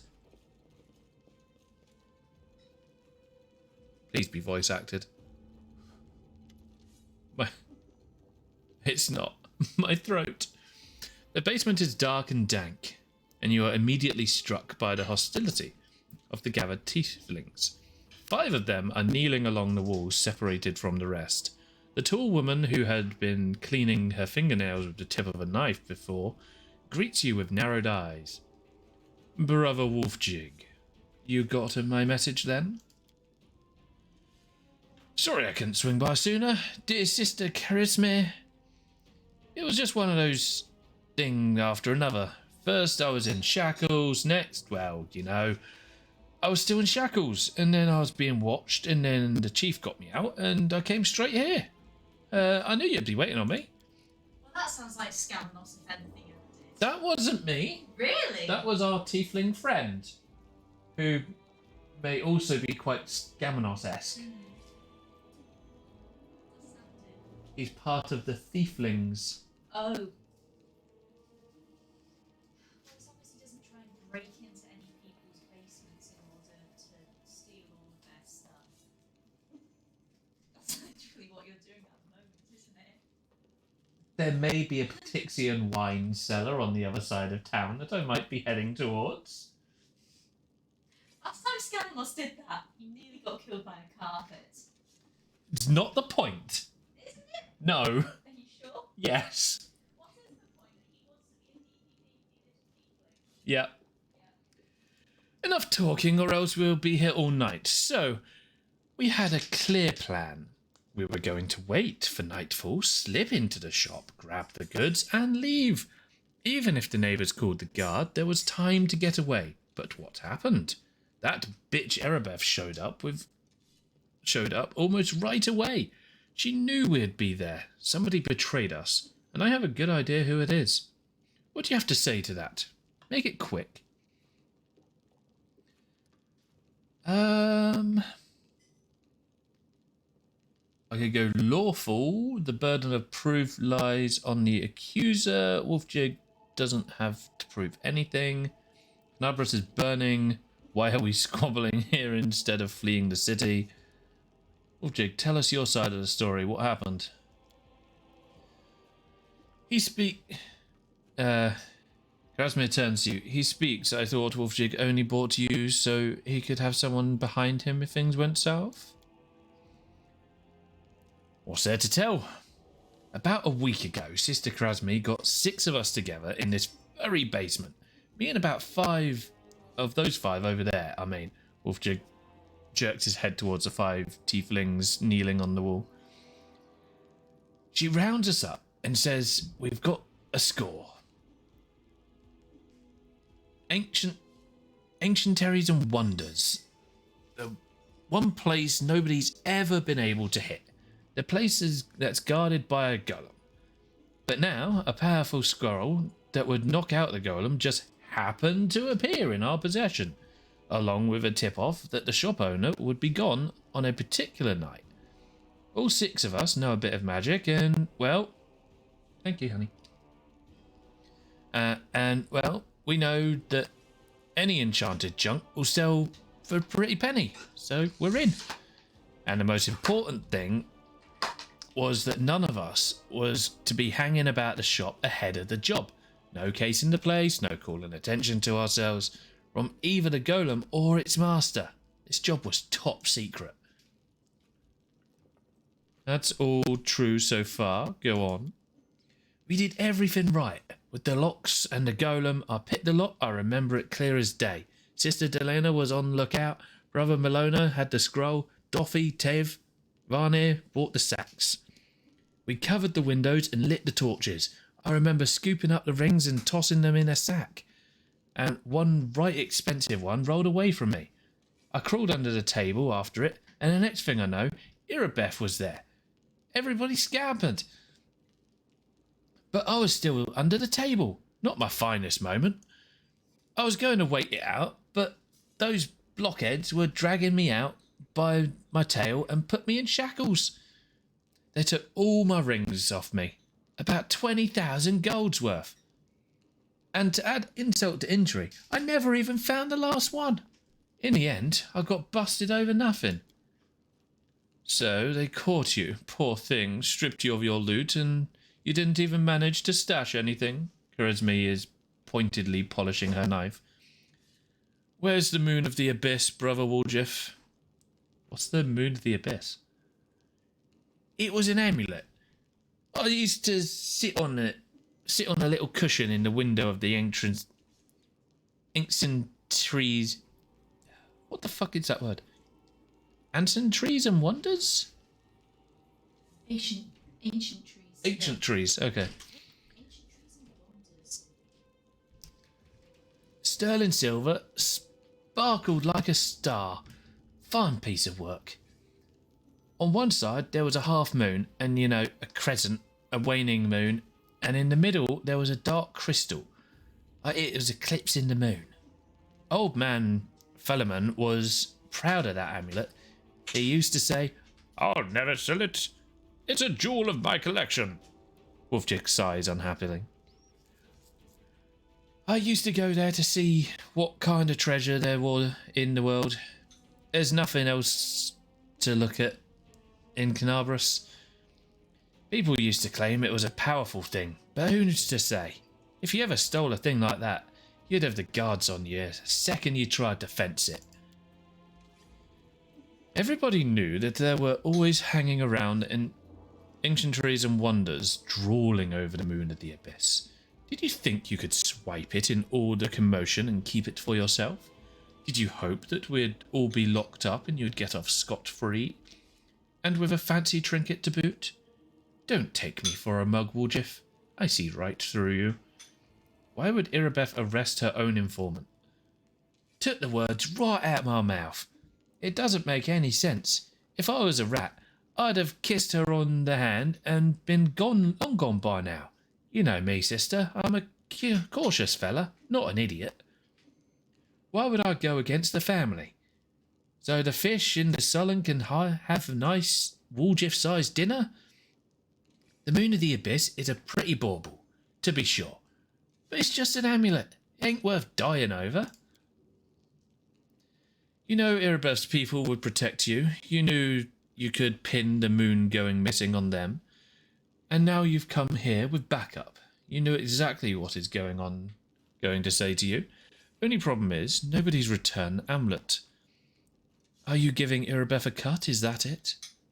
Have you seen her? Do you think she'd take a cut of anything I offered? She can't be bought. She's like 3 heralds of Iomedae all rolled into one. Silas speaking up. He speaks the truth. You'll find some knights who take bribes, I'm so sorry to say, but Irabeth Terabeh isn't one of them. Go on, Woljif. That's the whole story. Some family this turned out to be.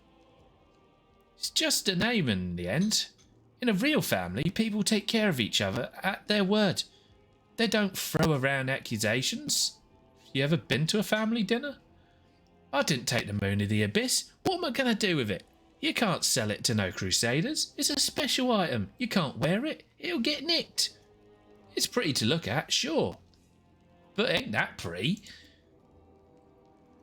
If it's that important to your sister, I'll find it.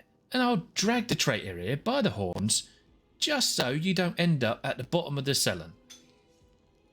But you'd know what you gonna owe me for that. An apology? Right here in front of everyone, you're gonna apologise loud and clear, so everyone hears it. You'll say, "Sorry, Woljif, you're a good guy, and I was wrong about you." Fine, you're one of my people, which is why I'm going to give you some time. But if you run into Brother Woljif, the family will get you wherever you go. You'll spend the rest of your life looking over your shoulder, tossing and turning at night, fearing poison in every cup, in every meal. You'll look at the eyes of every tiefling you meet, wondering if the family's come for you. You'll have no peace, but one day you'll be tired of running, you'll stop to catch your breath, and that's when we'll get you. Got that? You've got a way with words, sister. A way that almost made me wet myself. But a way nevertheless. Let's go, Chief. We'll go chat to that scary gal Irabeth. She knows you she knows you a little. We can ask her to who ratted us out. I'll let you do the talking. Sure. We'll find the real traitor. And I'll get my apologies. Onward to Irabeth, Chief. Let's go clear my good name. Root out the traitor. Be quick about it. Time's running out. I don't want to get chewed up by demons. Yeah. Far This is sort of all taking place at a bit of an awkward time. Just so you know, I'm going to loot all of your stuff. Yep. That's mine. That's mine. A lock picker's kit. Nice.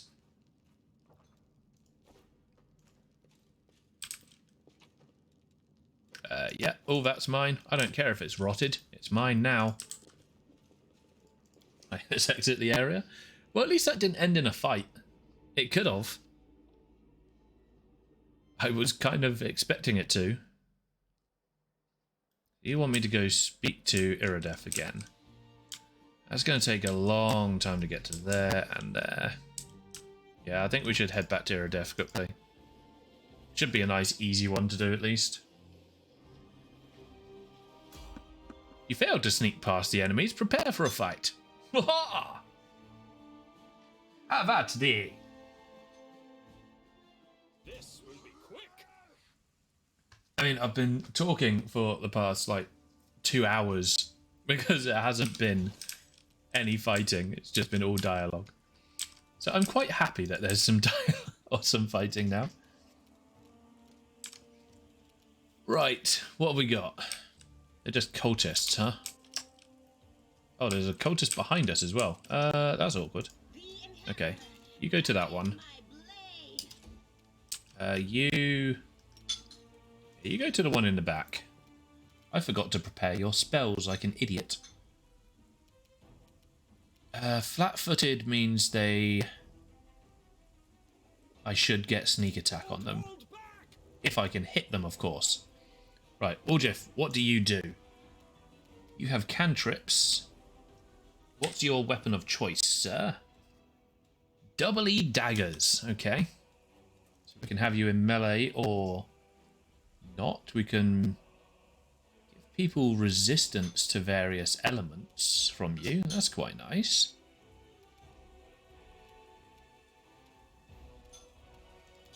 Let's see here.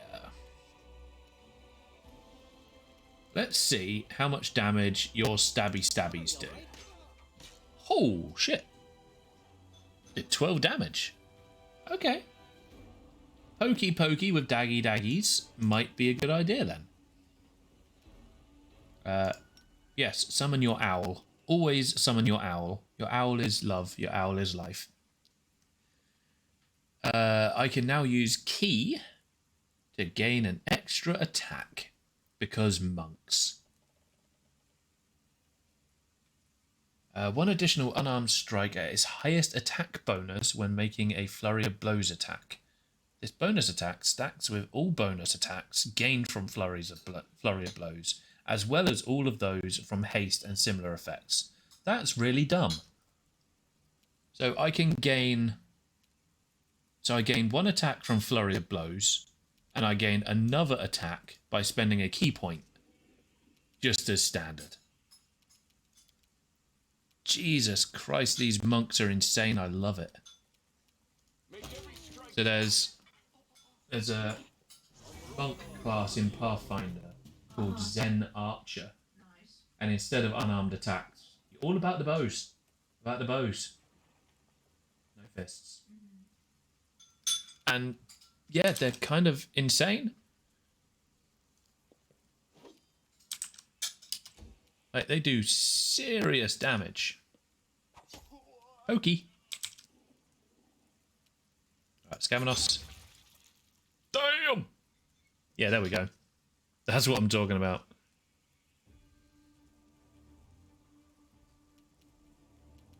$18 damage all in one go. Nice. So, what spell do we want out for you when I don't want you to go into melee? So honestly, that is going to happen at some point. So let's get your spells out on here, and then let's have a look at your cantrips. Now, unfortunately, cantrips in this game are shit. But they're supposed to be shit, so it's fine.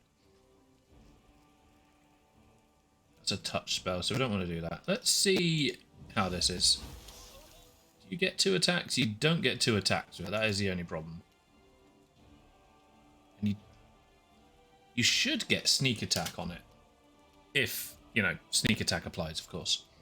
You crossed the wrong mongrel. I tell you what, adding sneak attack onto land might not be the worst idea. Him having 3 attacks and also sneak attack on it seems pretty silly. Breastplate. Are you wearing heavy armor? Did I put you in heavy armor? Yeah, you're wearing a half plate. That's fine. What's her AC now? 24. Absolutely. You acquired a scroll. Your character Woljif can learn the spell from it and add it to their spellbook. Sweet. I have many scrolls for you to learn then, Woljif.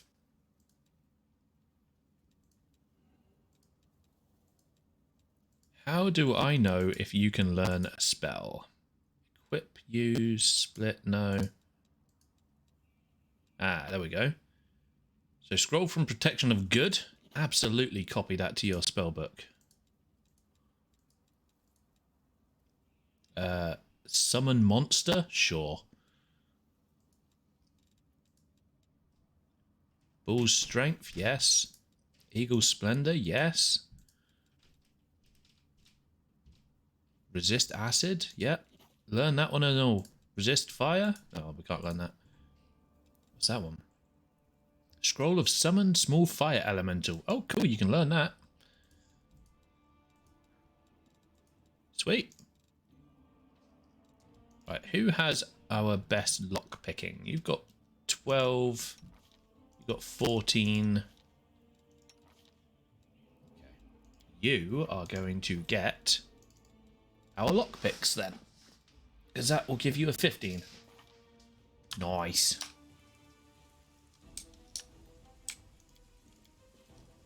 Right. Nice little ambush. We didn't even get hurt.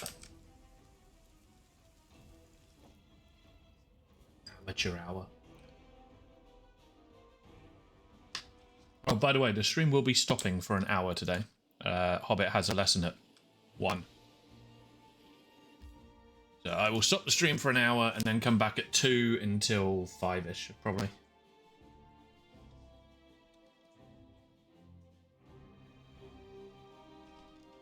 Probably with more of this. But hopefully more of the battle side of things.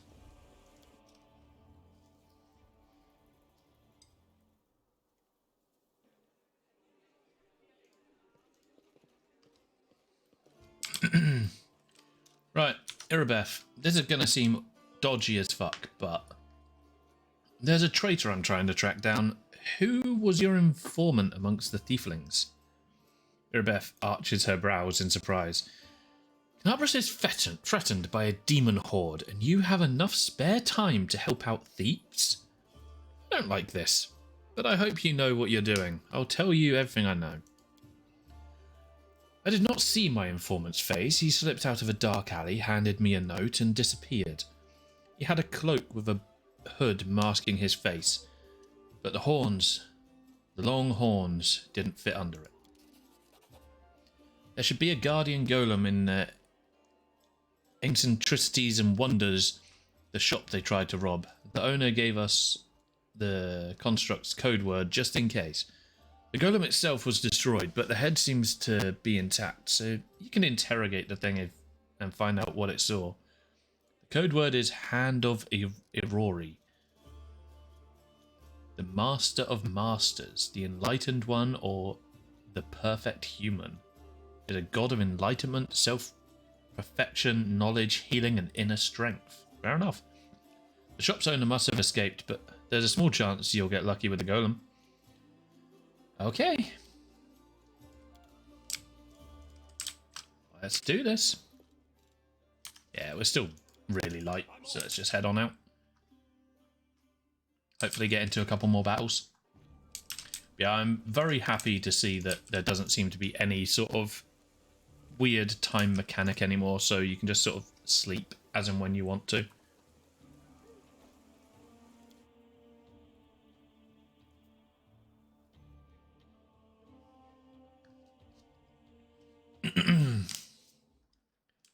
Right, so there's the shop. Yeah, let's head to the shop. It's a nice, easy quest to start off with. This, yeah, this crack in the ground is gonna screw us though, because it takes forever to get over that. I'm guessing there's probably going to be a way we can build bridges over it or something. Right, so what we're looking for here is also, we know that there is a ring underneath a table somewhere. I think that is the real reason why we're here. I want it. Are you laughing at me? Yes, I'm laughing at your Fifi ways. I am not Fifi.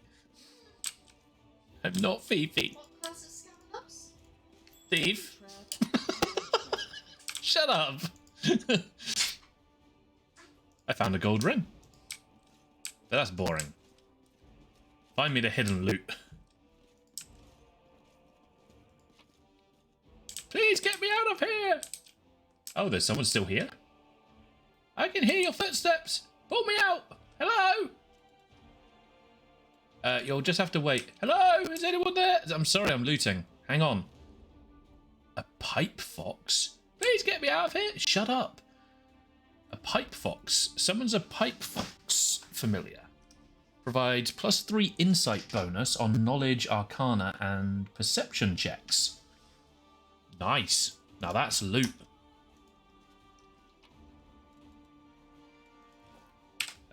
Who has our best perception? You got 1. You got 5. I got 8. You got 12. You got 7. Well, Land's just going to have all of the animals around him then, huh? Because he's got the best perception as well as the best everything else. Can you have multiple animals out at the same time?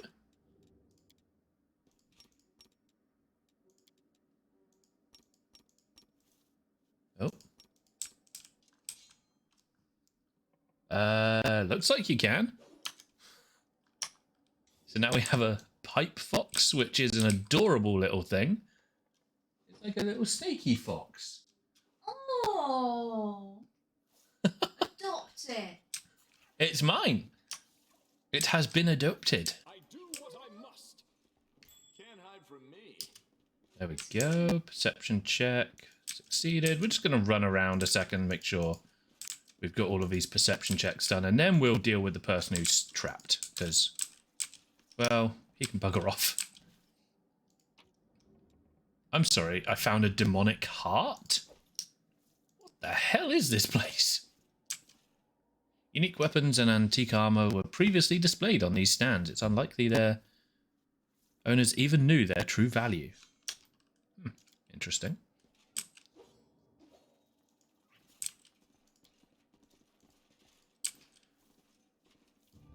Unfortunately, I don't seem to have found the ring that's hidden under the table at all. Scroll of Blessed Weapon. Oh, please tell me you can learn that, Wujid. Or whatever the hell your name is.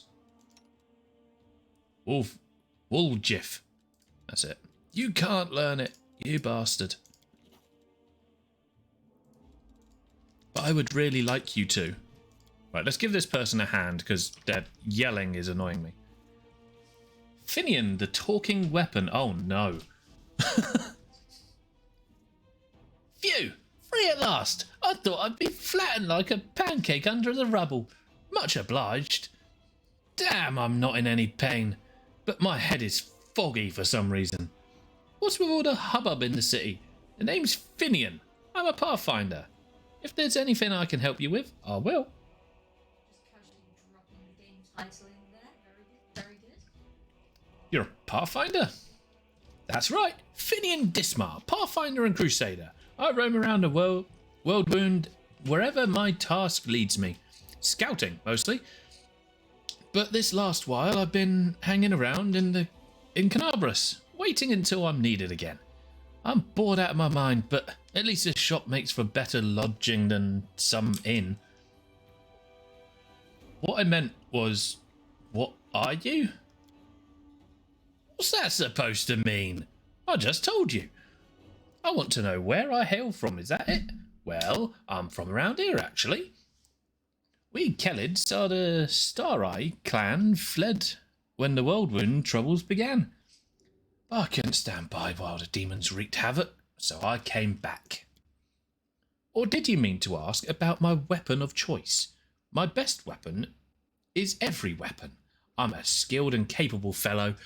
If I do say so myself, I can swing a sword, I can poke with a spear, but what I'm best at is communing with the spirits.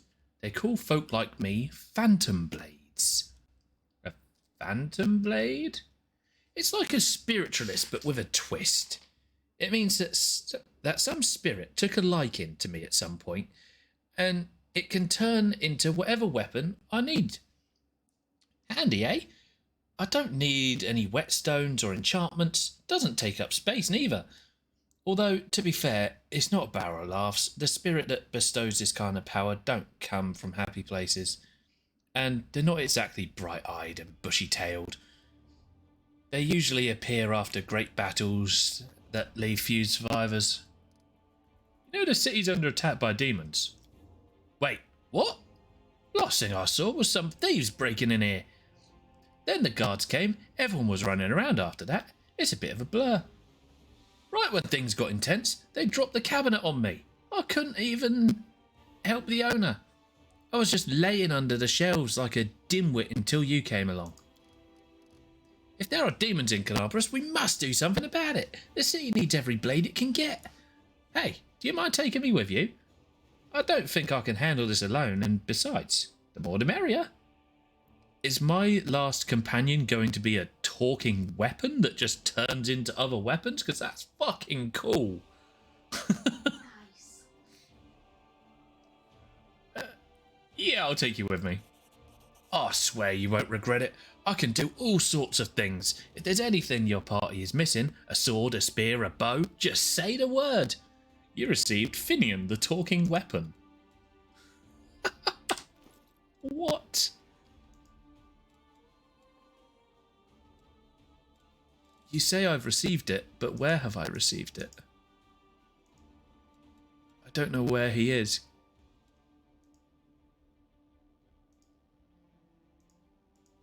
Is he a miscellaneous item?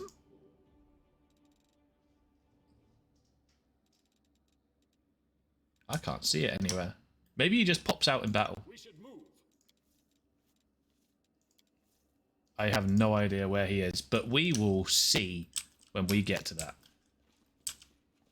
We need to go speak to a robot head first.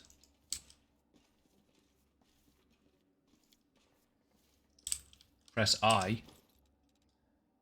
Yeah. I can't see him anywhere.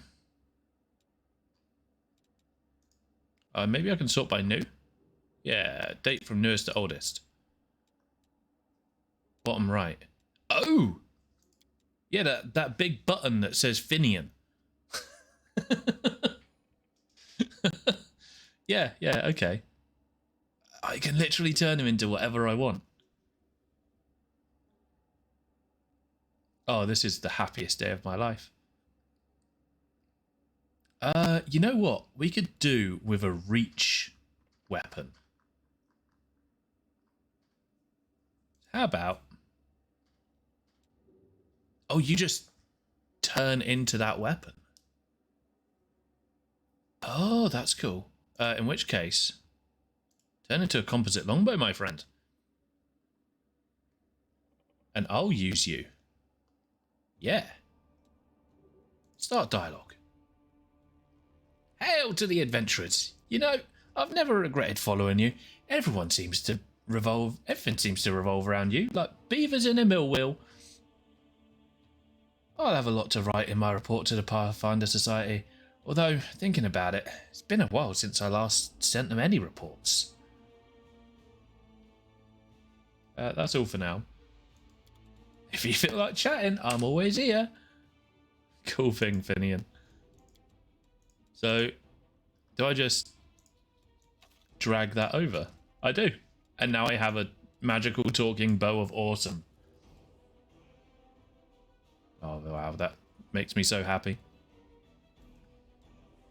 That's actually a really cool idea, because you can't always find a good weapon for the class you want to make, so having just this random magic weapon that levels with you is a really cool idea. I like that. Right, anyway, let's talk to this pile of rubble before we have to disperse. The formerly well-appointed shop now looks a sorry state. It has been completely ransacked. Lying in the corner next to the scorched wall are the soot-covered shards of a clay golem head. The golem's eyes glow in the gloom. Master, code word. Hand of Aurori. Code word correct. Awaiting orders. Where did you come from? Who created you? This golem was created by Gaffrian and Son. Address, third building on the right. Jeweler's Alley, Neosin, Mendev, Model G504 ENE. Stands for Experimental and Enhanced. For all inquiries, please contact Mr. Gaffrin. Tell me about any suspicious people who came into the shop in the last week. 56 individuals entered the shop. Human, female, old. Gnome, male, old. Human, female. God, he'll be reeling off customers till nightfall. We need to ask it in a different way. Were there any suspicious people? Tieflings? Tieflings, 3. Tieflings, male, middle-aged. Tiefling, male, young. Tiefling, female, young. Describe the young male tiefling. Tiefling, male, medium height, short horns. Curling backwards, medium length tail. Eye colour, yellow. Hair colour, black. Special observations, annoyed master. Horns, hair, tail. That sounds like me. But it's not possible. I know what the security's like here. I didn't come near the place. I'll give you my word, Chief. No special observations. Subject was unremarkable. That's harsh. There, see? Can't have been me. Wow. Think a lot of yourself, don't you, mate? Describe the middle-aged male tiefling. Tiefling male, medium height, long horns. This'll be our one, because we got told they had long horns. Medium length tail, eye colour, pale blue, skin colour, dark. Special observations, red hair. Oh, that's our traitor. I'll bet your life on it. My life? Oh, you cheeky bastard. Kresme drilled it into our heads that we wasn't going to go hanging about the shop. Red hair. We've got a couple of gingers. And plenty more who get it out of a bottle. So much for special observations. Golems ain't all they cracked up to be, eh? Maybe its master knows more. Tell me about the female tiefling. Tiefling, female, average, above average height. Hair, long, pale, tail, not observed, long horns, eye colour, blue, special observations, scar on nose. Bodic with gold stitching. I don't know that one. New arrival, most likely. Gold stitching, eh? Wouldn't mind getting in to know her a little bit better. You are a scumbag, sir. I approve. I love Wooljeff, and he is going to be in every party I make in this game. He is perfect. Skamanos is just there like, I've adopted this one, isn't he? The little tear coming out of his eye. He makes me so proud. They start so young. Where's your master, Golem? Philemon Frolitus. My master is in hiding place. Revealing the location of hiding place is prohibited. Prohibited. Prohibited. Prohibited. He likely hauled himself up in the basement when the commotion started. The entrance should be around here somewhere. Where's the basement in this place? The basement is below me. I got the basement. Leaving my post is prohibited. I found everything I wanted to know. Well, let's just move you. You're so awesome, Lan. Good boy. You've been moved. Oh. Everything about WotR makes me happy. Right, well, let's see what loot we can steal from down here. Ooh. 100% chance to pick the lock. Yeah, you go do that. Actually, don't do it yet. Because he is down here. So let's distract him first and then pick the lock. I hope you appreciate this. Ooh, colourful feathers. There's lots of booze on this shelf. I'm just going to take that. You don't need that. Hi, friend. The elderly gnome, so portly as to be nearly spherical, is curled up in the corner of the basement, shaking. Marauders! Bandits! Scavengers! Yeah, makes sense. We're all of those things and much, much more. Before you report to us, to the authorities, mind if we have a little chat? Please stay calm. No one's going to rob you. You do look better dressed than the local thieves and ragamuffins. You came here to tell me that the nightmare is over? No, it's not. You're here to steal my riches. Get back! You, WotR, the dirty little sneaky thief. You've been sniffing around my shop for years. Finally worked up the courage to rob me, did you? Get out of here. You and your pals have taken everything already, I'm sure. My name's Philemon Frolitus. I was the owner of this shop, but I'm not sure I can claim to be the owner of anything now. I hope there's at least something left of it. Oh, come off it, mate. Your shop's fine. It's a bit ransacked, maybe, but nothing a bit of spit and polish can't fix. Where were you of the night of the robbery, sir?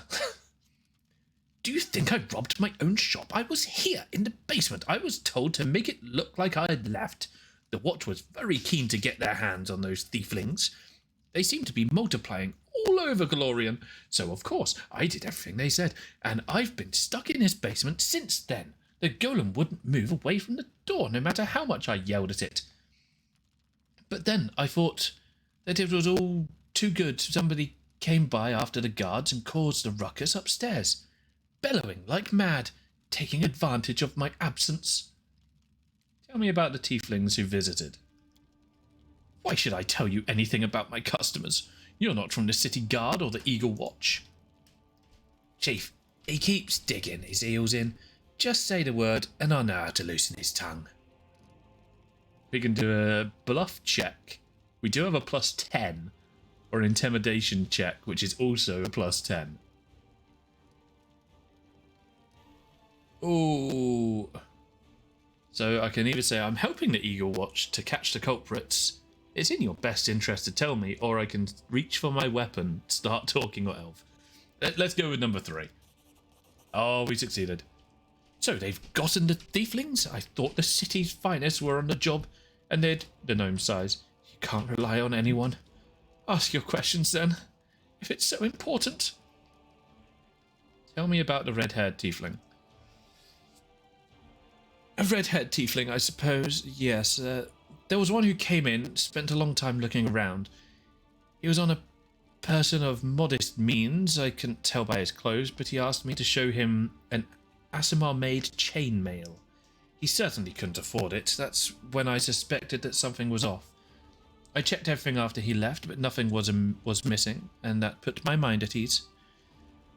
I can't remember what he looked like, but I didn't get a good look at his face. All I remember is he was wrapped in a green cloak, like it was freezing, but that's all I have. Well, we know it's a red cloak that he wears, so that's out. That's it. With that description, we'll surely sniff him out. Come on, Chief. Back to Sister Casimir we go. To have a good long shifty at all my brothers and put all these clues together. Something tells me our traitor isn't going to wriggle out of this one. Tell me about WotR. WotR Jeffto, right? Yes, I've known him for a long time, though I'd rather not know him at all. He's been skulking around my shop for years, treating the place like a free museum. He always wanted to look at the moon of the abyss. I'd chase him out and he'd just slink back in again. If he was with a gang that robbed my shop, I'll bet anything he swiped the moon. How come I'm the prime suspect? Whoever betrayed us, that's all the one who's got the moon. I want to see it returned, you get me? I don't like the idea of other people's grabbing mitts on it. Tell me about the woman. Tiefling woman. Ah, yes, I remember. A noble lady. Unlike the tiefling ruffians that we have around here. She purchased the magical equipment for the crusade and promised to come again. If only all tieflings were like that. I'd be laughing all the way to the bank. It was her. Absolutely, it was her. I can just straight up attack this guy and kill him, which seems a little bit harsh. I find out everything I need to know. If there isn't enough to help you catch the thieves, then I don't know what else to tell you. Now be on your way and leave me in peace with my wreck of shop. I'm glad I robbed you. Oh dear. Well, that was a fun little side quest. It was utterly ridiculous. And I loved everything about it.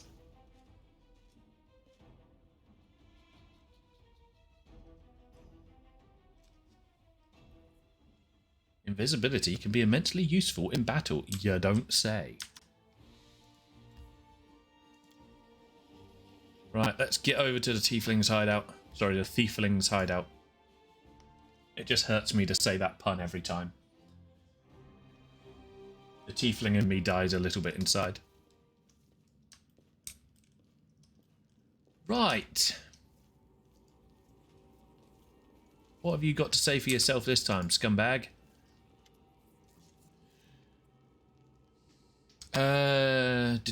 Take a good look at the suspects.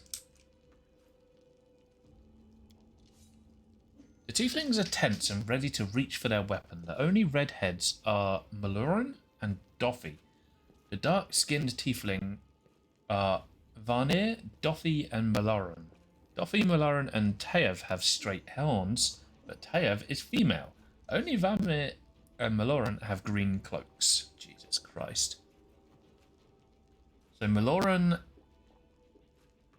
is a redhead, also dark-skinned, and has straight horns and a green cloak. So it's got to be Maloran then, right?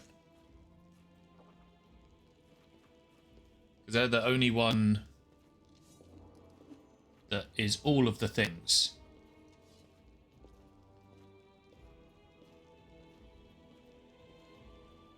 I need a little more time. Let me read my journal. Oh goodness, that's a lot of things.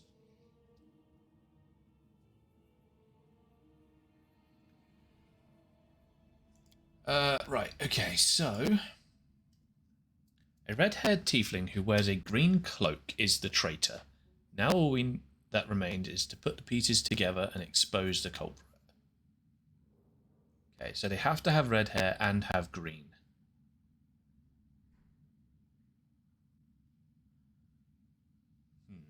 Okay.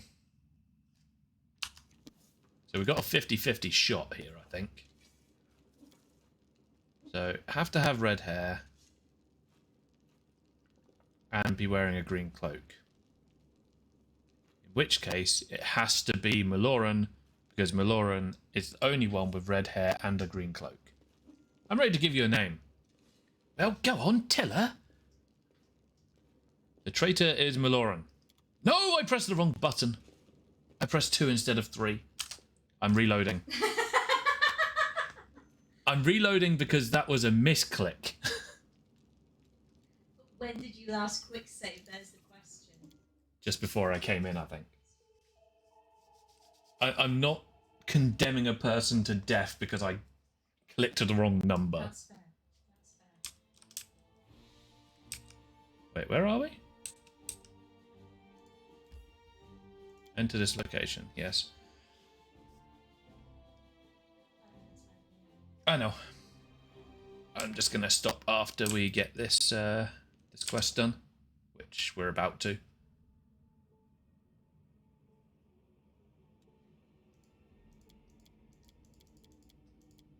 Right, we'll read through all those quests in a bit. Right, so take a good look at the suspects. So Maloran, definitely Maloran. Ready to give you a name. Let's click on number 3 this time.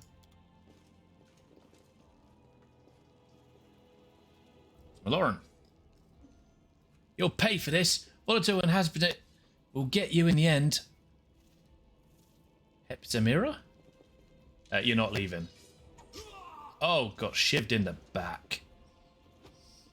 And then got kicked. Grab him. Take him away for questioning.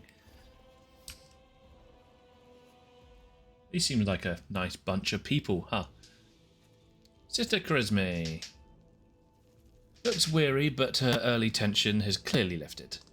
He confessed someone connected to the cult of Baphomet offered him to steal the moon of the abyss, and the best idea he could come up with was to drag us into it. He got the scroll to take out the golem. He betrayed us to Irabeth so that he could swipe the amulet in the chaos. He thought we'd get nicked and he'd slink off to meet up with his customer. You've got the moon of the abyss. Let me look at it one more time. My whole life I've dreamt of holding it in my hands, if only for a second. He said when he got to the window display, the moon was already gone. He's lying, of course. He had time to hand the moon off to the person who ordered it. Bloody cultists. I don't really give a toss. I'm just glad we got to the bottom of this. What are you going to do now? Clear out this place. The sooner the better. The city's dying. I don't want to die with it. The city would already have died if not for the people who stood up to defend it with weapons in their hands. So defend it. I'm not stopping you. It's your city. But we've always been outsiders here. Why would we fight for you now? What are you going to do with a traitor? He'll be sent to visit his distant relatives on their farm. To think about what he did. Any more questions? Can I join the family? You didn't do too badly. I'll tell my superiors about you. Resme withdraws a ring from her pocket and hands it to you. Here. You're not our brother yet, but you've got potential. No doubt about it. Chief, you're going to be my little brother. Of course I'll be taking the biggest cut of everything you bring in for the first while, but that's just what older siblings do in the family. You'll get used to it. I know you'd spell good things for me. We're going to be swimming in gold. I have to go. Good decision. I don't plan to hang around long here either. Sister? Woljif nervously bites his lips. His cheeks are flushed and his tail is swishing through the air. You forgot something. What now? You should be happy to be alive. An apology. You promised to apologise to me. Loudly. In front of everyone. We're alone now. But I still want to hear it. Well? That. So sorry, I suppose, for being wrong about you this time. Don't think that just because you didn't act like a jerk this one time that it cancels out the rest of your record. I know all about you. Till next time, Woljif. Oh, we got to try for the DC 20 diplomacy. That was the most pathetic apology I've ever heard. It succeeded. Charisma's eyes harden but then sighs. All right, fine. I'm sorry, Woljif. Let's part on good terms. We're not gonna intimidate her anymore, no. We'll just say nothing. Python, you do better voiceover than Dark. Thank you. Woljif watches her go, his tail relaxing. Better than nothing. Listen, Chief. When you've got a spare minute, come see me. I've something I want to discuss with you. But for now, let's get out of here. I don't like sitting below ground when the buildings above us is ready to crash down on our heads. Yeah, that's fair. Can I... Yeah, it's got like a... Okay, we're going to save here because I have to go because Hobbit has a lesson to do in like a minute. So I will be back in an hour's time with more Adventures of Skamanos.